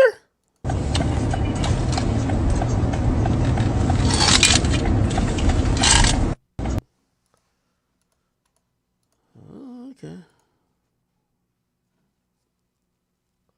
Anyway. Okay, here we go. All of my friends are dead, we in the cold, we in the country. I go great child, I gotta see her, I make a fumble. I was just in hisses with a leader, pussy a jungle. It wasn't just honestly, I said that I told her, I'm coming over. I play this shit with a white intention. Jesus, I'm jungle. All of my friends are dead, we in the cold, we in the country. I go great child, I gotta see her, I make a fumble. I was just in hisses with a leader, pussy a jungle. It wasn't just honestly, I said that I told her. My boy gave me the lyrics too. He say, "All my friends are dead. Leave them in the cold. Put them in the tundra. I go Ray Charles. I cannot see her. I make her fumble. I was just in Texas with a Leah or pussy a jungle. They wanted this album to be offset, but I tell them I'm coming normal." What? I'm coming normal. I play this shit with a white intention. Jesus, I'm jungle. All of my friends are dead, we in the cold, we in the country. I go great child, I gotta see her, I make a fumble. I was just in hisses with a Leah, pussy a jungle. It wasn't just honestly, I said that I told her, I'm coming normal. Oh shit. Yeah, that's the lyrics, y'all. The last two lines, I think that's important for y'all Cardi fans. They wanted this album to be offset, but I told them I'm coming normal. Interesting.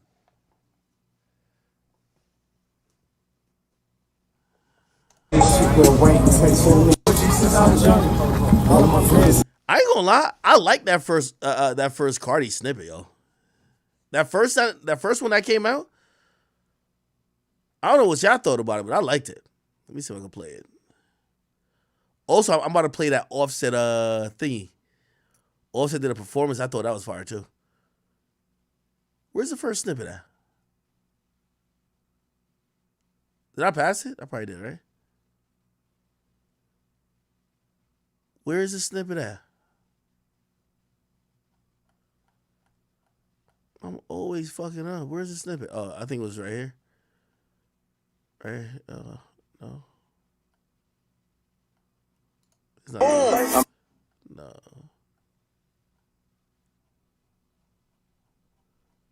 Where the fuck is the snippet? No. That's before he posted the I Am Music thing, which means it could be down here. Man, let me just go to Twitter. I can't find shit on my own page, man. I got a problem. Cardi snippet. Okay, that was that one.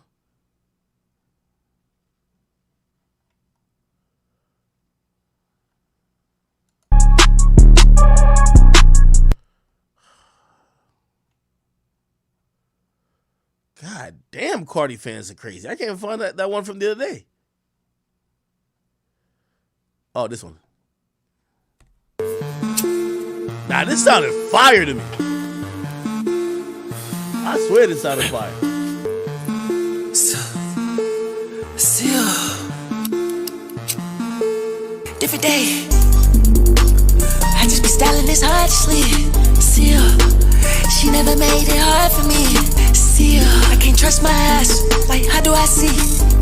I'm in the high, she's in the heat. Tell me why. Why does his voice sound like that? It's like angelic a little bit, ain't it? Still,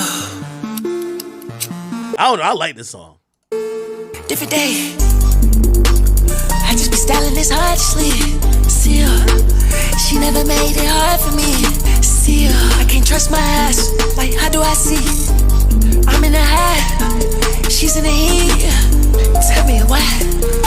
And for what? Always prepared, cause I never know what. She waited, had my show, she wanted me to sign a butt. Whipping that hoe with a Fendi. Yeah, I was looking for Benji. I had smoke at Mean Street. Everybody thought they knew me, but bitch, she ain't even knew me. I hung on that trying to do me. Look out the sky, it's a movie. She not. I'm fucking with this. I ain't gonna lie to you. Somebody said if I like that, I would like Rizzo. Nah, stop playing my boy. Captain Brown, thank you for that. He says, yo, why was Party moving like Ray Charles? Laugh my ass off. I don't know, man. I think he kind of shook up Meg. Do you think Meg was beating his ass in that relationship?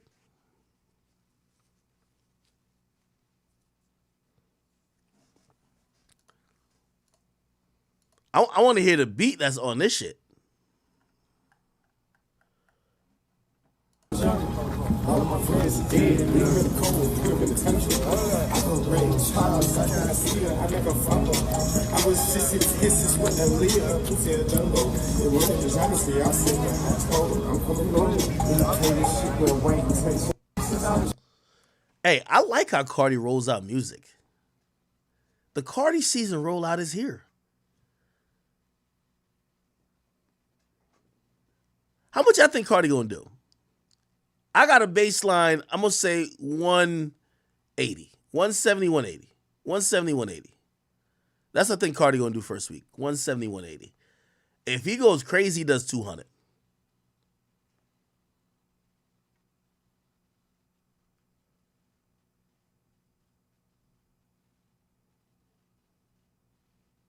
$200K?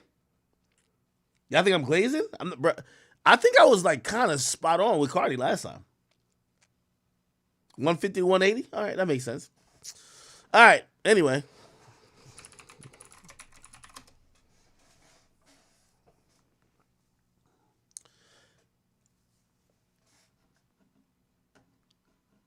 Okay.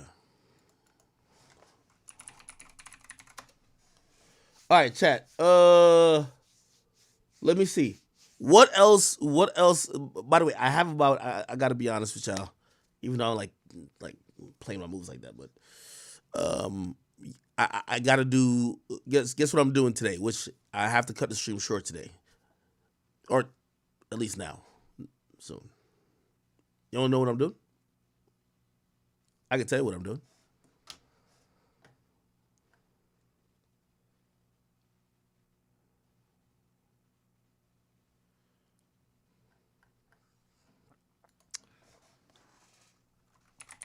I gotta do this. So I'm doing Flagrant 2 today. I know all. My boy Andrew Schultz calls me up and says he can't get nobody to speak on hip hop like me. I said, say less. He said, Aqua, let's have the Henny. Let's get to the bottom of all these Diddy accusations. I told him I don't want to get to the bottom of shit with Diddy. Pause. But yeah. By the way, I think I got one of the highest viewed episodes on Flagrant. Flagrant's crazy. I love Flagrant. Where we at? Joe Rogan shit got 37 million. Mr. Beast got 19 million. Logan Paul got 7.3. And here come Big Ack. Nearly 4 a year ago. 4 mil. Yup. Yeah, this is gonna be a 4 mil. This is my second time on no, it's my third time on Flagrant. But yeah. So tonight, that's why I ain't even drink for this. I'm gonna get drunk on Flagrant. We're gonna talk mad shit. I'm gonna come with my jokes. I know they're gonna try to roast me too. But don't you worry. All right, anyway. I'm doing that later today. So if you wonder why I'm getting off stream early, it's because I got shit to do. All right, anyway. What the fuck else is going on in here, man? C-Murder responding to Monica. Some old people shit, man. I don't want to hear that. Summer Walker want to have more kids. I like Summer Walker, man. How many kids Summer Walker got? Like 15?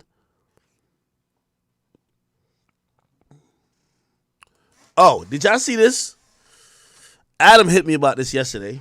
The Whatever podcast. So the Whatever podcast had my nigga Adam on last night, and he was on there with a nigga who's kind of a known hater. But apparently Adam and him went head to head. Okay? Now the dude name is a Saint and Sinner. I usually don't say his name at all, but you know, fuck it. The dude came on there and he just started going at Adam's jugular over Adam allowing his wife to get piped out. So I'll play a little bit of it. By the time we're done in the adult business, I'm sure she'll have shot other scenes with other guys and everything, yeah. Okay, gotcha. Can I ask Adam a question? Absolutely. Thank you. Yeah. Is this for the money or just like, you're like, this is what I'm called to do? I would say it's primarily for the money, the same way that probably most of the girls here wouldn't be I'm about to get on the another internet Corona. if they didn't have OnlyFans that were profitable for them. But at the same time, I mean, me and her have been hooking up with other girls for the duration of our relationship, and we actually had one off-camera boy-girl threesome with my wife and a friend of mine within like the first month that I met her. We were out drinking one night and we ended up having some fun in that sense. So it's not like completely Ain't that house phone? outside the realm of things that I would do for free, but you know, we don't have a lot of crazy off-camera sexual experiences. Almost everything that we do that's out of the ordinary is on camera. So is there, because I don't know what you're worth, but I have a sense that you're doing reasonably well. So if there was no money to be made, would you continue on with it? I think that was a conversation that her and I had that made us realize that we wanted to kind of start pushing the boundaries of what we were doing on camera. Was she said, do you really think that we're going to be together for the next 20 years and that we're never going to swap or bring another penis into our sexual situation? And I said, no, I definitely feel like I'm comfortable enough that I could see us doing that as time goes by. And then we ended up actually orchestrating it on camera. Are you bisexual? No. Okay. All right. Let's sign up. All right. So with regards to bringing the other dude in, would you say that was primarily driven by her? I would say it was very mutual. You know, we just kind of realized that, you know, after doing that Jason Love scene, we just didn't realize how viral the whole thing was going to be. Mm-hmm. And so we kind of got set on the path of thinking about how we could take it to the next level, because it ended up being like by far the most viral thing that any of us had ever been involved with. So at that moment we kind of realized like, oh, this is kind of our thing now. We have to sort of push at the edges of our conventional relationship, and the people will be incapable. Bruh. Well, I mean, Ain't mostly not conventional, bro. Well, I mean, we sleep with other girls, but off camera, our relationship is entirely traditional. Crazy. All right, so what I'm really trying to figure out is, because you said you were uncomfortable with the Jason Love scene initially, right? I was a little conflicted about it. It was a little bit of a weird thing. And so I'm trying to figure out like where your soul is, and as much as like removing money from the equation. And honestly, at this point, I don't even think money is really the driving force. Yeah, just to get it out there, me and her are both multimillionaires and have been for many, many years. Yeah, right, exactly. So money's not the driving force. So if it were just up to you and she were a robot as opposed to a human, and you could have it to where you could have things open on your side but closed on her side, would you prefer that? To be honest, she came to me before we started kind of pushing out the boundaries of our relationship, and she said, what do you think that we should do? Do you think that I should just kind of hang it up and have another kid? Or do you think that we should keep doing this for a few more years and kind of see how far we can take things? And I said, you know what, let's push at the edges. Let's see how far we can take this. So it is primarily a financial thing, but also I can say that when we shot the scene with this other guy the other day, I had a great time. It was fun overall. Like your time was enhanced because he was there. Because me personally, I like my meat to be the only one on the sandwich. Right. No, it was exciting. It was exhilarating for sure. Like what kind of hot dog? It's just like one hot dog on the buns. You're be like, you got all these Vienna sausages coming out the woodwork. So you find that it's enhanced by that? Because I find like I thought it was fun. Yeah. Okay. In a different way than Now I'm gonna be honest with you. Adam should have never sat down with this guy. Okay. Here's the thing. Adam is at a place in his career where he's the A side in most of these media rooms. All those women around him are there because Adam, whether y'all know it or not, he's the biggest porn star out. He's the most famous porn star out, right? He's the A side. And at some point, you have to, when you know you're the A side, you can't be getting dominated by someone who needs to come up off you. And I'm going to be honest with you, this guy needs to come up off Adam. That's the fact. Now, is he making some valid points? Yeah. However, if I'm Adam, I ain't sitting down with him, period. Sorry. You get what I mean? Sleeping with other girls, we've done that hundreds of times together. Right. So this was something that switched it up a little bit, yeah. Do you think with all of these unusual sexual experiences that it might lead you down a path to where you have to go to extreme things to get off? No, I've been jerking off to the exact same type of content my entire life. So the idea that guys who watch porn have to sort of slowly get into more and more extreme I'm not talking content. about watching it. You're in it. Right, yeah. But I mean, I've been doing porn on camera with her, and this is the only thing that we've done that took it to another level. You know, if we did 7 years straight of just having sex with other girls on camera, this is the only thing that we've done that kind of opened it up a little bit to the tune of us becoming like probably one of the most viral couples in America in the past year.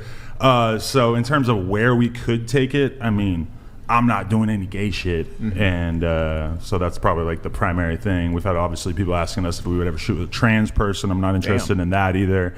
So I can't really think of where we would take it. Okay, without belaboring it, I'm gonna let you carry on. Sure. Just one last piece. Sometimes we aren't really, seeing ourselves in as much as you said she brought the conversation to you.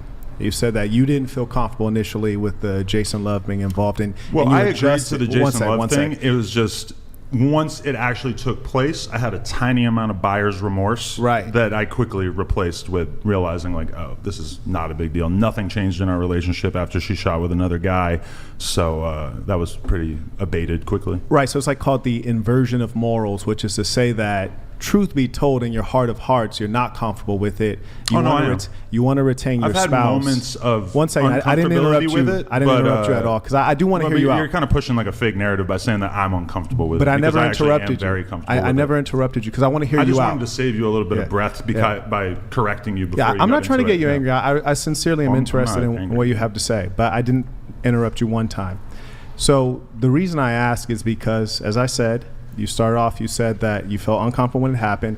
She brought up the conversation. You're not bisexual.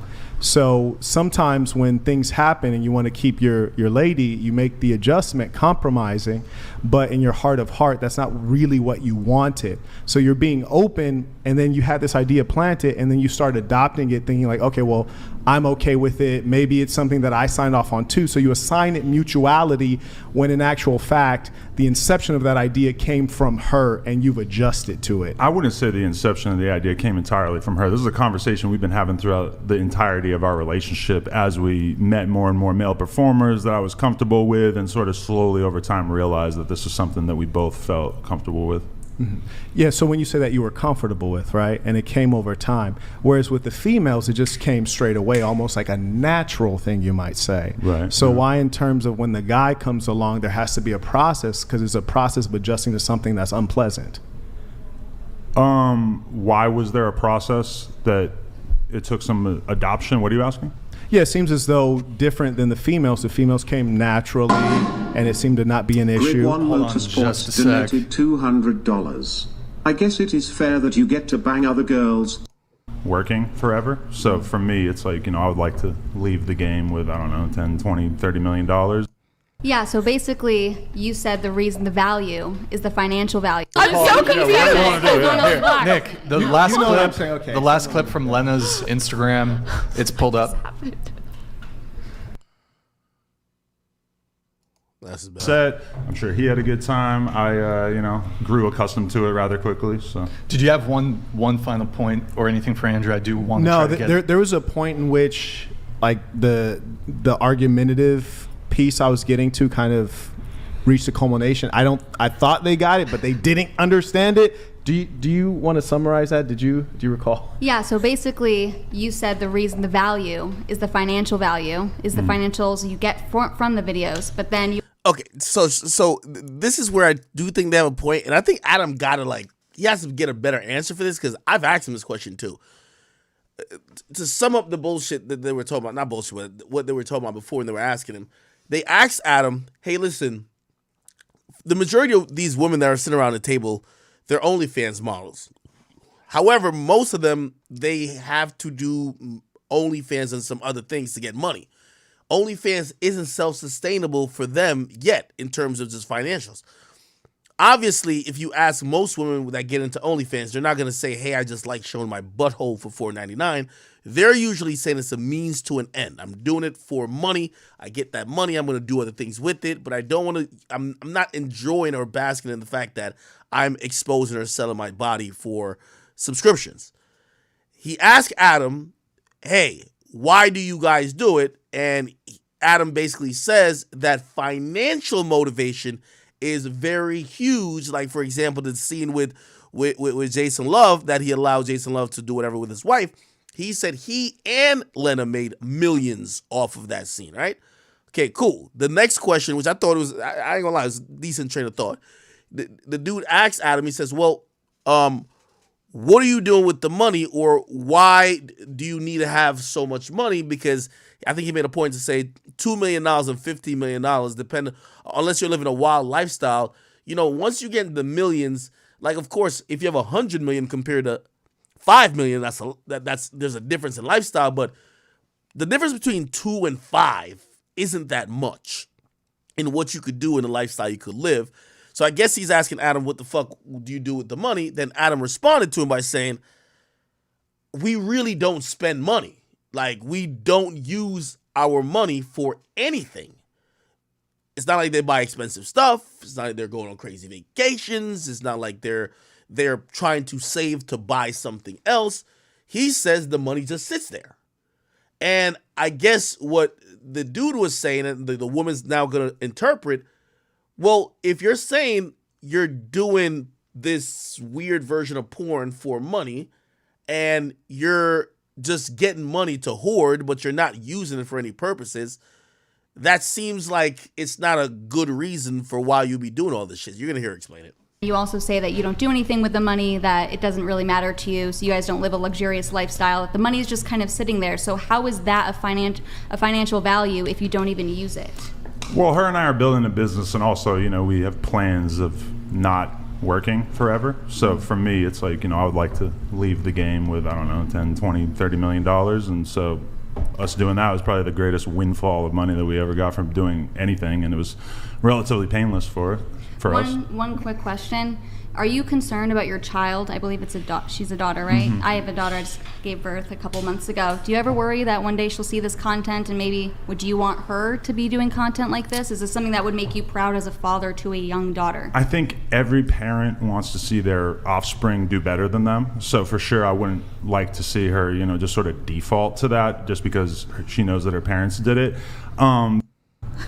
You don't People think always so? say that. I just can't. You're a funny imagine, guy, bro. Funny guy. Okay. I don't know. So you're dating a Slovakian? Yeah. Involved with this? Or No, sorry, like- Bill sitting next to an 18-year-old. I'm like, oh my gosh, like. Okay.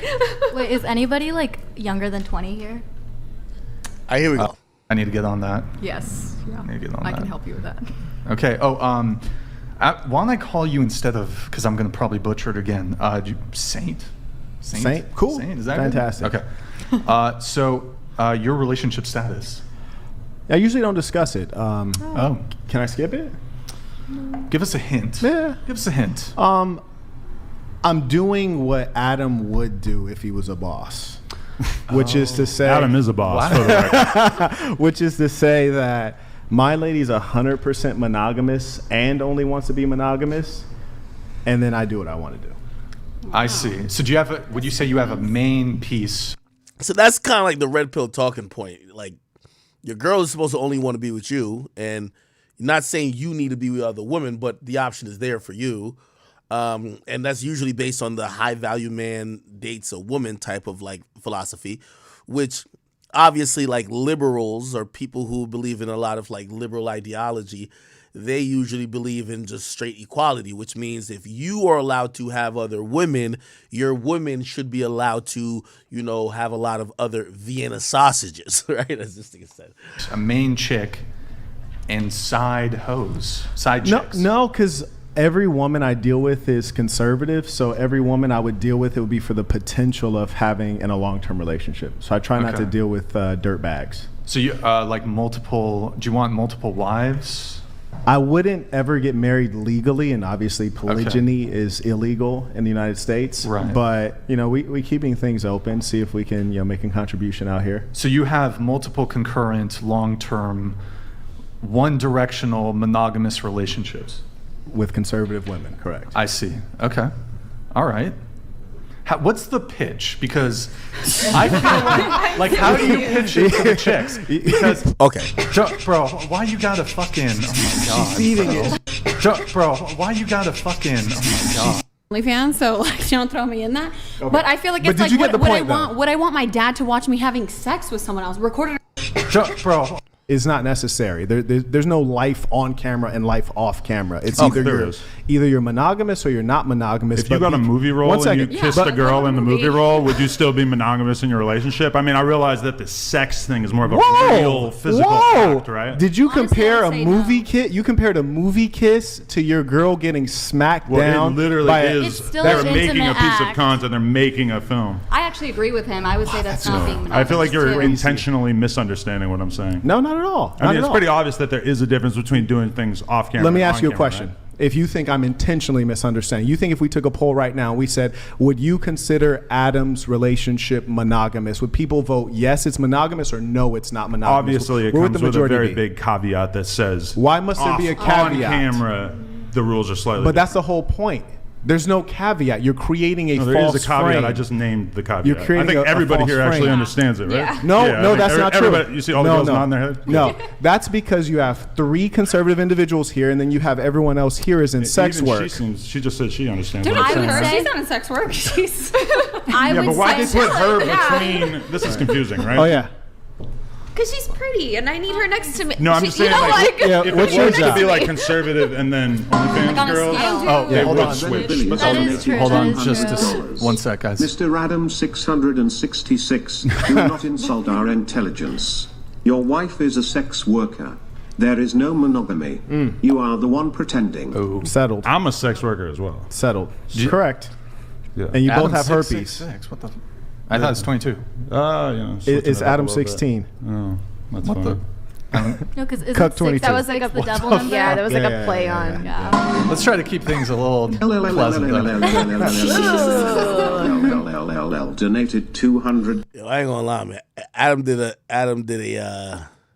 a decent job of trying to. Most women are going to be like, no, I don't want you. Right. With other Or chicks. they're going to try to force some level of, gender feminist, we're equal, we're the same. So if you do it, I do it. Okay. All right, so Adam, you ready for this? Get your pen and paper. Let's go. You ready for this? All right, cool. So the number one foundational piece is selecting the correct woman. I'll give you an example. And we're just going to go. Just give me a little bit of time here. Have you ever cheated before? No, never. Never. Have you ever cheated before? No. Would they admit it, though? Have you? Why? Have you ever cheated before? Yeah. Okay. Have you ever cheated before? You're lying. Have you ever cheated before?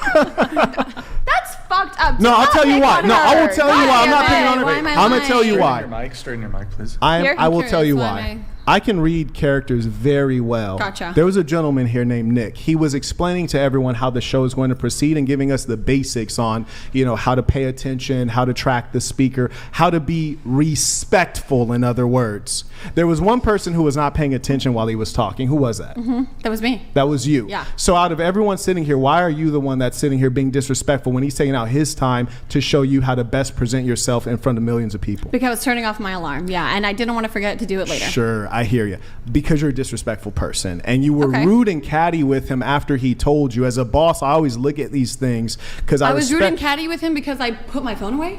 No. I don't think I said anything disrespectful. I mean, I understood I where agree he was with coming you. from. I agree that you think you didn't say anything disrespectful. I agree that you think you weren't being disrespectful. Now 'cause Adam's that's your gonna come actual nature. So a person like you who is by nature one who is narcissistic and disregards others, you're the one that's going to cheat. Because I was on my phone when I didn't. Why were you the only one? Phone? I got two phones right here. I got two phones. Why were you the only one? Do you follow every single fucking rule? Have you ever had a speeding ticket? Like, have you ever gotten in trouble? Why are you so angry? Like in class? You're just angry right now. I think you're just as expressive as I am. You're and I think when a angry. woman like kind of like barks back at you, it's an issue. Well, there's no need to bark. But We're you've humans. been like, You can just kind talk. of. I'm just calling a talking spade a to spade.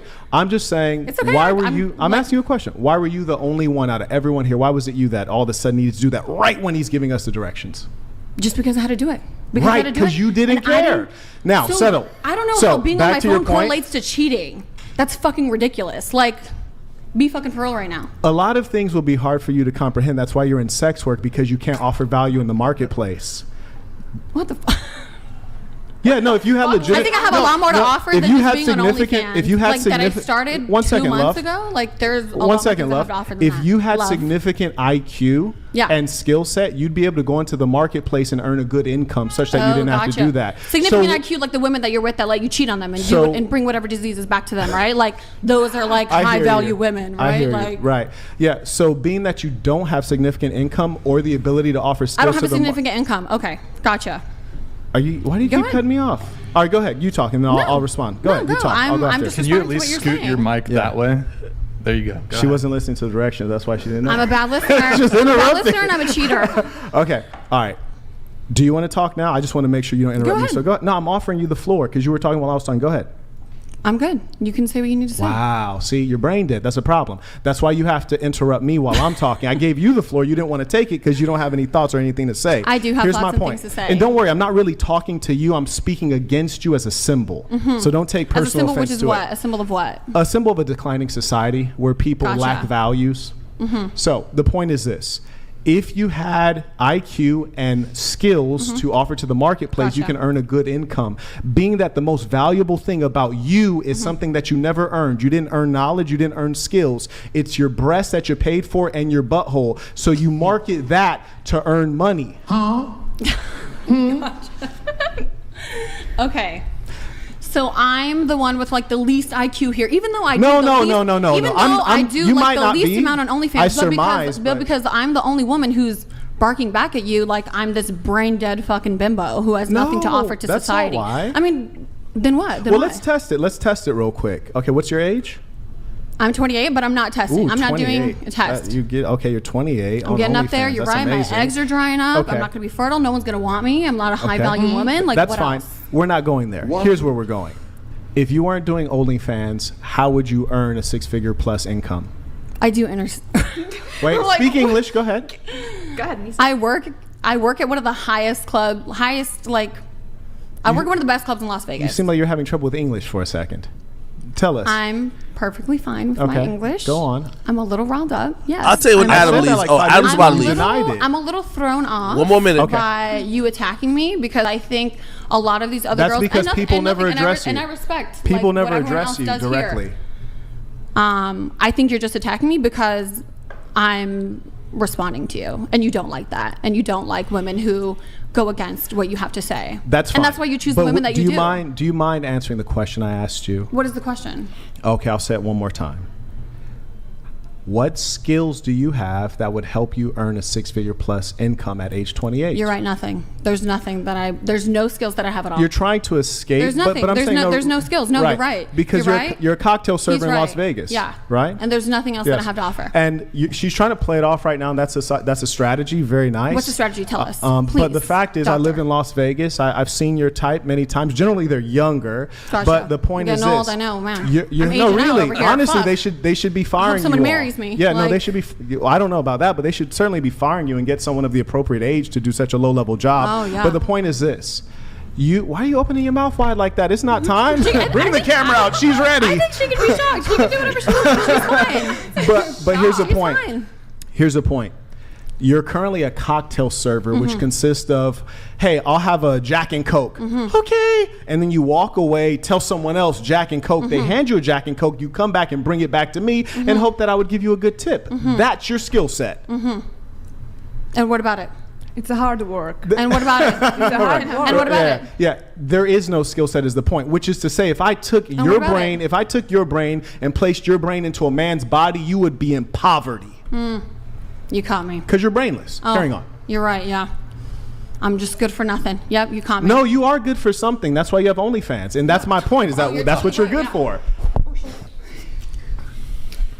And I'm not trying to be rude, but it's just that I think you are trying to be rude. No, I'm just being honest. No, I mean, being honest on what? I mean, do you even know who I am as a person? I mean, before like throwing these insults that I'm just this brain dead fucking woman who has nothing to offer. I think we should avoid ad hominem. Here's where Adam comes in. Ad hominem. When you actually, there were some, but brainless might be a little. Do you even know me? Like you don't even, and you're only calling me brainless because I'm the only one responding to you. Do you think? You know what I think has him a little bit upset? Just so you know, every girl sitting on this side of the table earns more money than him. Yeah. Stop. He's an imposter. He's been outed in the past. And he's mad about it. He basically LARPs as a rich guy on the internet. If I was absolutely poor, it would mean nothing. All the girls, it would mean nothing. I think we all are kind of in agreement that we don't really want to sit here and listen to someone who's basically a scam artist tell us what's wrong with our lives. This is amazing. What do you do for work? I'm kind of on the edge of walking out, Brian. I'm gonna be totally real. And I'm not walking out on like a clickbait. I just don't really want to listen to a scam artist tell me what's so wrong with our lifestyles, right? You can Google my name know who right you now. are. You can Google my name. If you Google his name, you'll be exhilarated. I hurt your feelings earlier, and you didn't hurt my feelings at all. It's just your. Yo, Flacco about to get his ass whipped for this, man. Remember, that's the nigga that Flacco was like, yo, the big homie. Remember when Flacco was like, yo, I'm here. Yo, some of y'all might call him this, but I just call him big homie. You're trying to do this whole moral superiority thing, and it's not working because you're broke. Your feelings. You're actually broke. Here's the funny. You got a milk dud on top of your head. Here's the funny thing. By the way, to be fair, and I'll call it a spade a spade. Yeah, this thing's broke as shit, and he's definitely a liar and a fraud. But he was making some valid points. That he was just mad at the girls, I guess. But he was making some valid points about the relationship dynamic with Adam. And I thought it was reasonable questions, even though they may have been targeted, because I think he has some issue with Adam because he showed up on No Jumper before and he felt that Adam was like talking shit. But, you know what I mean? I think that could have been a decent conversation. But, you know, this is what I said to Adam, because Adam sent me the clip and I was like, dog, with all due respect, is like, my nigga, like, you don't need to sit down with, like, at the end of the day, this dude isn't 1/10 as successful as Adam, and I'm not even talking about porn. I'm talking about just like doing what he's done. even in the media space, is so you can't sit down there with everybody. This is why you can't sit down or engage with everybody, honestly. I'm just being real with you. If I was actually broke, it literally would mean nothing to me. Then what's up, then Why did you do an NFT scam on your fans for like $400?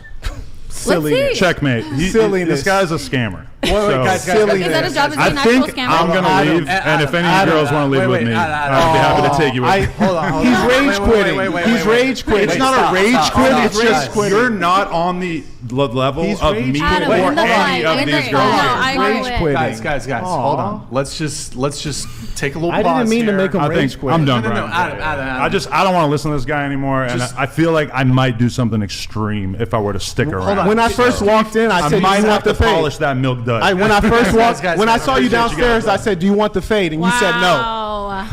Okay. See what you When I fucking first did? walked in, What the hell's Brick Baby at? Brick Baby's supposed to take care of this nigga. Brick Baby, where you be at, nigga? and I said, "Do you want Thanks the a fade?" lot. You said no. We could have took care of that before the show started. Do you guys have like some pre-existing beef or something? Listen, Can we switch? Yo, I like this guy right here. Typical, yeah.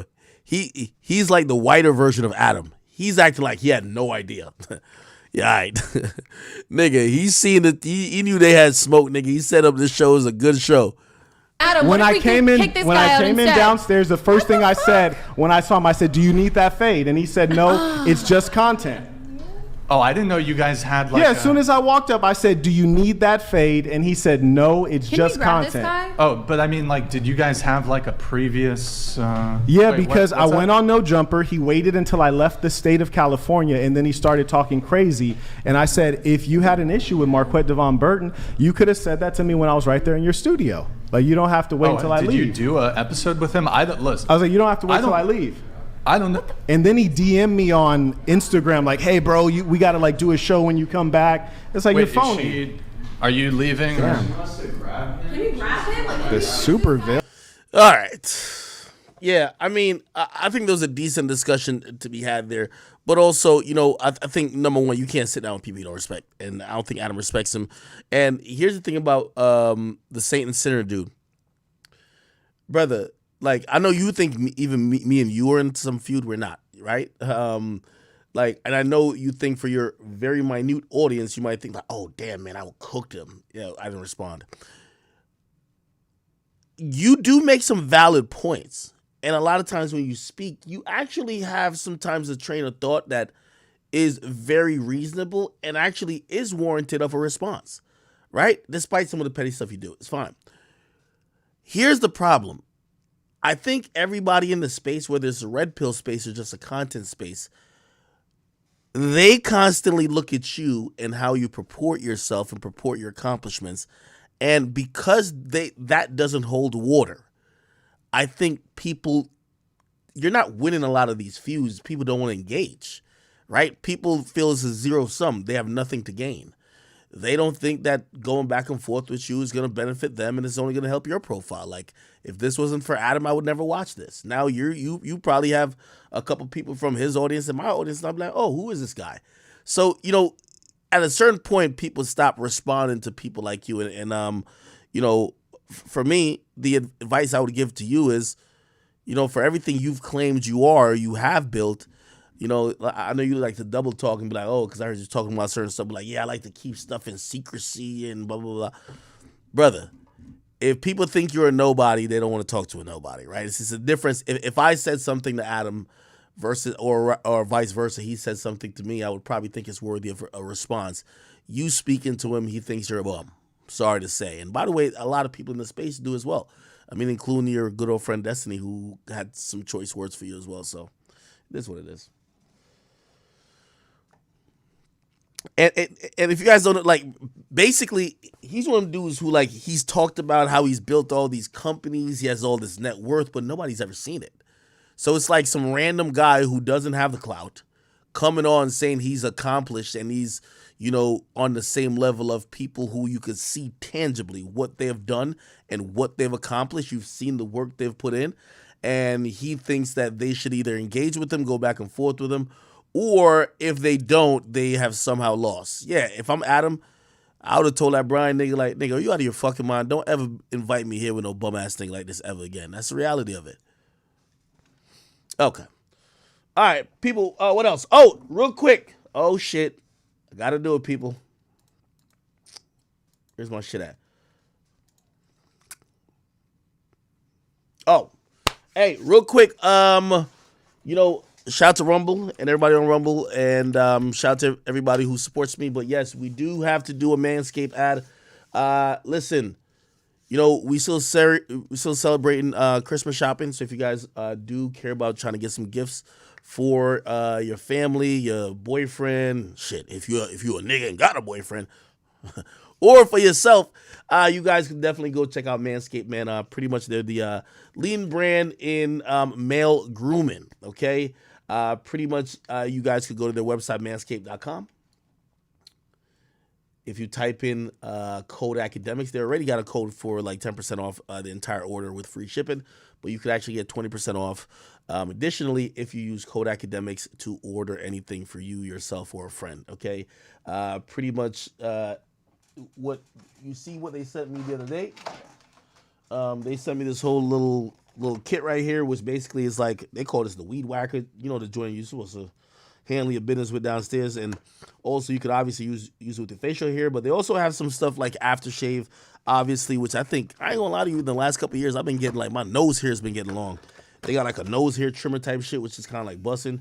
So, if you're wondering about your personal grooming needs, and yes, I'm not saying you should be on some metrosexual type of nonsense, but if you do want to make sure you at least looking right, acceptable for a date with a chick or for whatever that you about to do with a girl, I think you should cop some Manscaped stuff, all right? So manscaped.com, use promo code academics. Y'all know my stories about me using it. And, go cop it, all right? Okay, again, it's 20% off and free shipping with code academics, all right? Manscaped.com. All right, there we go. Chat, if you're wondering why I do ads, it's part of the Rumble thing, I want to salute Rumble. Rumble allows me to so much freedom. Obviously we have a streaming contract with Rumble, right? And as per the contract, by the way, I'm very open and honest with you, or I try to be. As per the contract, weekly, once a week, at least currently, we do a Manscaped ad, we do a Underdog Fantasy ad, all right? Takes 2 minutes or a minute. I stream pretty much every day, so I stream about these days on average at least 15 hours a week. So if it's 5 minutes of ads, and we over here doing all type of bullshit, and they don't be on my dick, they don't be on my ass, they be like, do you, whatever you feel is convenient. I think it's cool, bro. I ain't gonna trip.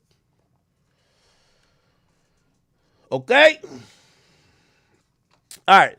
I am pushing time. Fuck. Give me one more topic. I'm gonna try to get to one more topic, and then I gotta go do Andrew Schultz's show.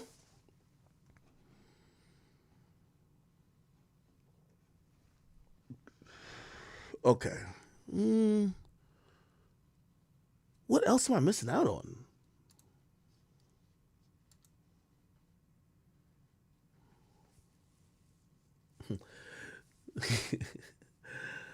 K-Flock? All right, okay, cool. We'll deal with the K-Flock thing. So, Lil Durk has started this trend, which, by the way, with all due respect, and I've seen Meek say it recently, too, bro,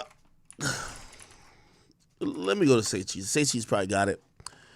So, this is the new thing where, everybody's thinking that they are at risk of being charged with, gang crimes, or their lyrics might be, used against them. We heard Meek Mill, who basically spoke on lyrics being used in the Young Thug and YF and Lucci cases, saying that we give other lines and we don't remember who said what, okay?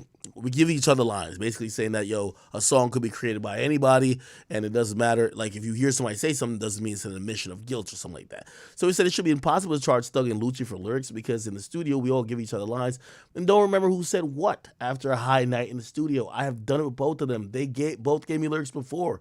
We all do this. Now, God damn it, Meek, why did you have to say this last thing? Now they about to comb through your lyrics and use it against them. Here's the point of this whole thing. And by the way, this kind of linked up with people now denouncing that they are gang members. Everybody's claiming that their name isn't Young Thug, it's Young, Truly Humble Under God. It's it's getting out of hand, right? Like, everybody's trying to like erase the brand that they spent years to make. Now you have King Yella saying that, yo, I'm a Christian, so he's not a gangster disciple, he's a Christian. You have Lil Durk who jumps out and he himself says, he's just, he says he's not a gang member, he's a Muslim, right? Then you of course have like K Flock just came out and said, I'm not a gang member, I'm Muslim. Here's the thing, man. Let's be very clear, okay? Not everybody who's claiming a gang, or not every gangster disciple, black disciple, is being charged. Not every Crip or Blood is being charged for these allegations or these like offenses. Also, not if a nigga rapped about he just spun the block and killed 20 ops, doesn't mean you're gonna be charged for an offense. This is where people like Meek Mill get it severely wrong, and we gotta start correcting people like Meek, because they help write the narrative of what's not going on. What's not going on is that niggas ain't getting charged for lyrics. Okay, there's hundreds of violent, incriminating, or possibly incriminating lyrics that Young Thug has. Only 17 was allowed in court. By the way, none of them he was ever charged for. All right, they're just being used as additional evidences and possible conventions. I'm sorry. Again, they're only used after a crime was already deemed to have been taken place. So when people are saying that people are getting charged for lyrics, no, it's not. You know what Young Thug is getting charged for? Being the leader of a criminal organization who was beefing with YFN Lucci, and Lucci's mom's house got shot at. And then sequentially, Young Thug raps that he no longer mentioned me after I got his mom's house shot at. That's knowing that you're beefing with the nigga. And I hate people like Meek, and let me not make this a Meek thing, because I fuck with me. But like, people who think this simply, I'm like, oh, they're getting charged for lyrics. I actually think the police, like, they're the people who talk about crimes all day, and then when somebody repeats what they say, like, yo, you being mad police right now. Yo, delete that tweet, you being No. The police we've seen in many cases, they admit that they got burner accounts, they follow your fake page, your Finsta, they follow everything.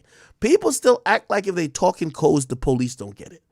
Like the police don't know what slimes are. They don't know what, they know all these terminologies, right? Again, the police ain't charged not one of these guys because they have lyrics that are inflammatory or criminal. These lyrics are used as basically exhibitions to show that this person has operated this gang through as an organization that has been a hybrid music label and a criminal enterprise. That's it. If you don't want this to happen, don't rap about actual crimes. Especially, and by the way, you could rap about actual crimes, rap about ones you're not involved in. Rap like if I don't know, let me not make up some shit, but like if Young Thug rapped about a criminal incident that happened with, I don't know, let's say Rich the Kid and somebody else, some random street dude, and he just rapped about it, and Young Thug had nothing to do with it, they wouldn't charge Young Thug, or they wouldn't have those lyrics to be used in an exhibition against Young Thug because he wouldn't be a suspect, period. If you're rapping about the same crimes that you'd be most likely investigated against, you're an idiot. Rappers got to stop this whole thing. I hate when rappers say a few things. They have the hardest job ever. Who has the hardest job or the most dangerous job? Like you heard Jim Jones say that before. Yo, rap is the most dangerous job. Well, not everybody's dying. Do you see Lil Tecca getting shot at every week? Well, if you hang out in the hood, beef with niggas constantly, to diss them on records, then you're over here taunting them. Yeah, you might be at risk of niggas shooting at you. That's kind of the nature of the game.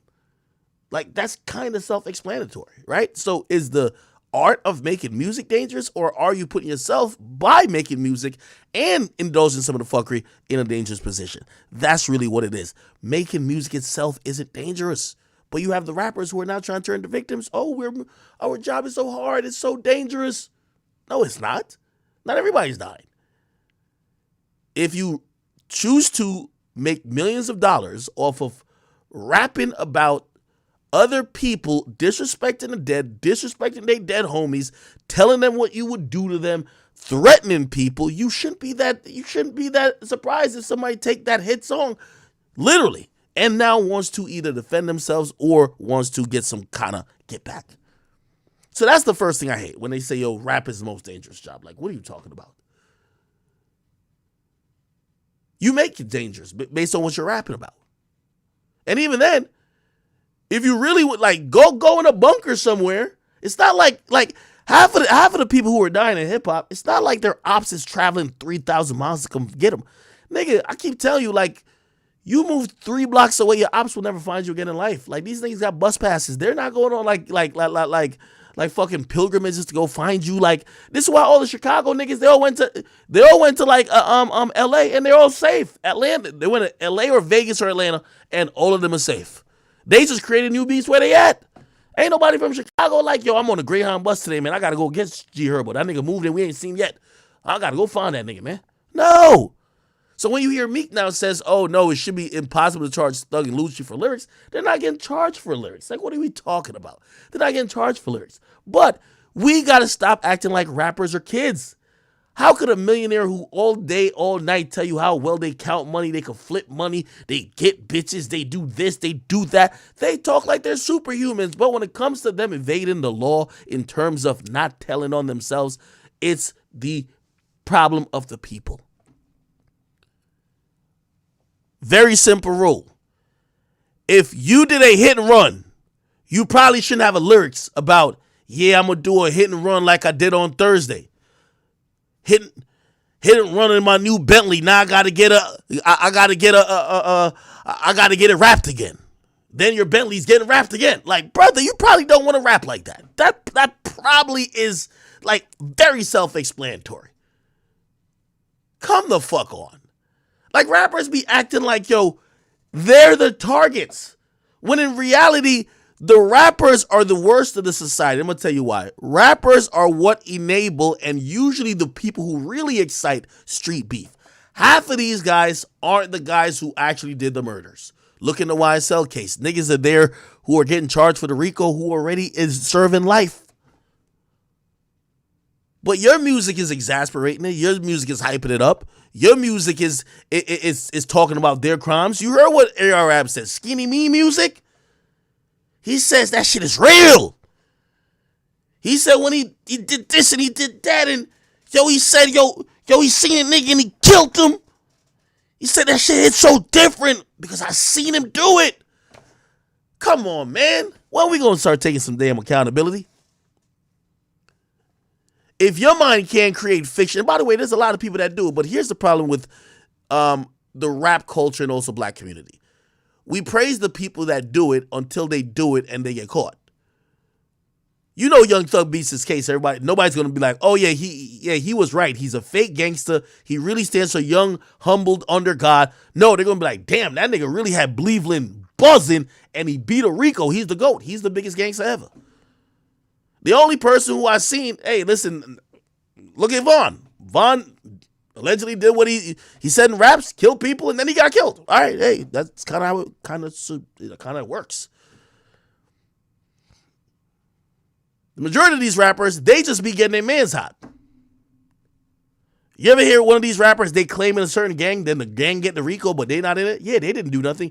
They just snitched on their mans by rapping on their mans' crimes.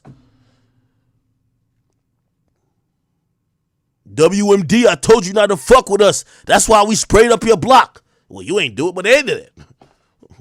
Told on them. Rappers need to take more accountability. Nobody is getting charged for lyrics. You have a First Amendment right.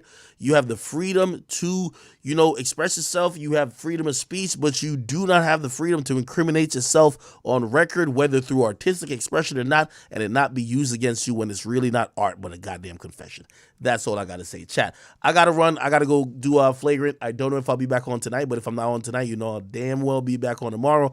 I love you guys. I appreciate you guys. Thank you guys for watching, whether on Rumble, on Twitch, on YouTube, on where else? Facebook. Please, if you guys could do me one favor as I get off here, okay? Because I really fucked up by scheduling this thing wrong. Please go to the Academy page, okay? Go to YouTube, type in the Academy. You're gonna go to this channel right here, okay?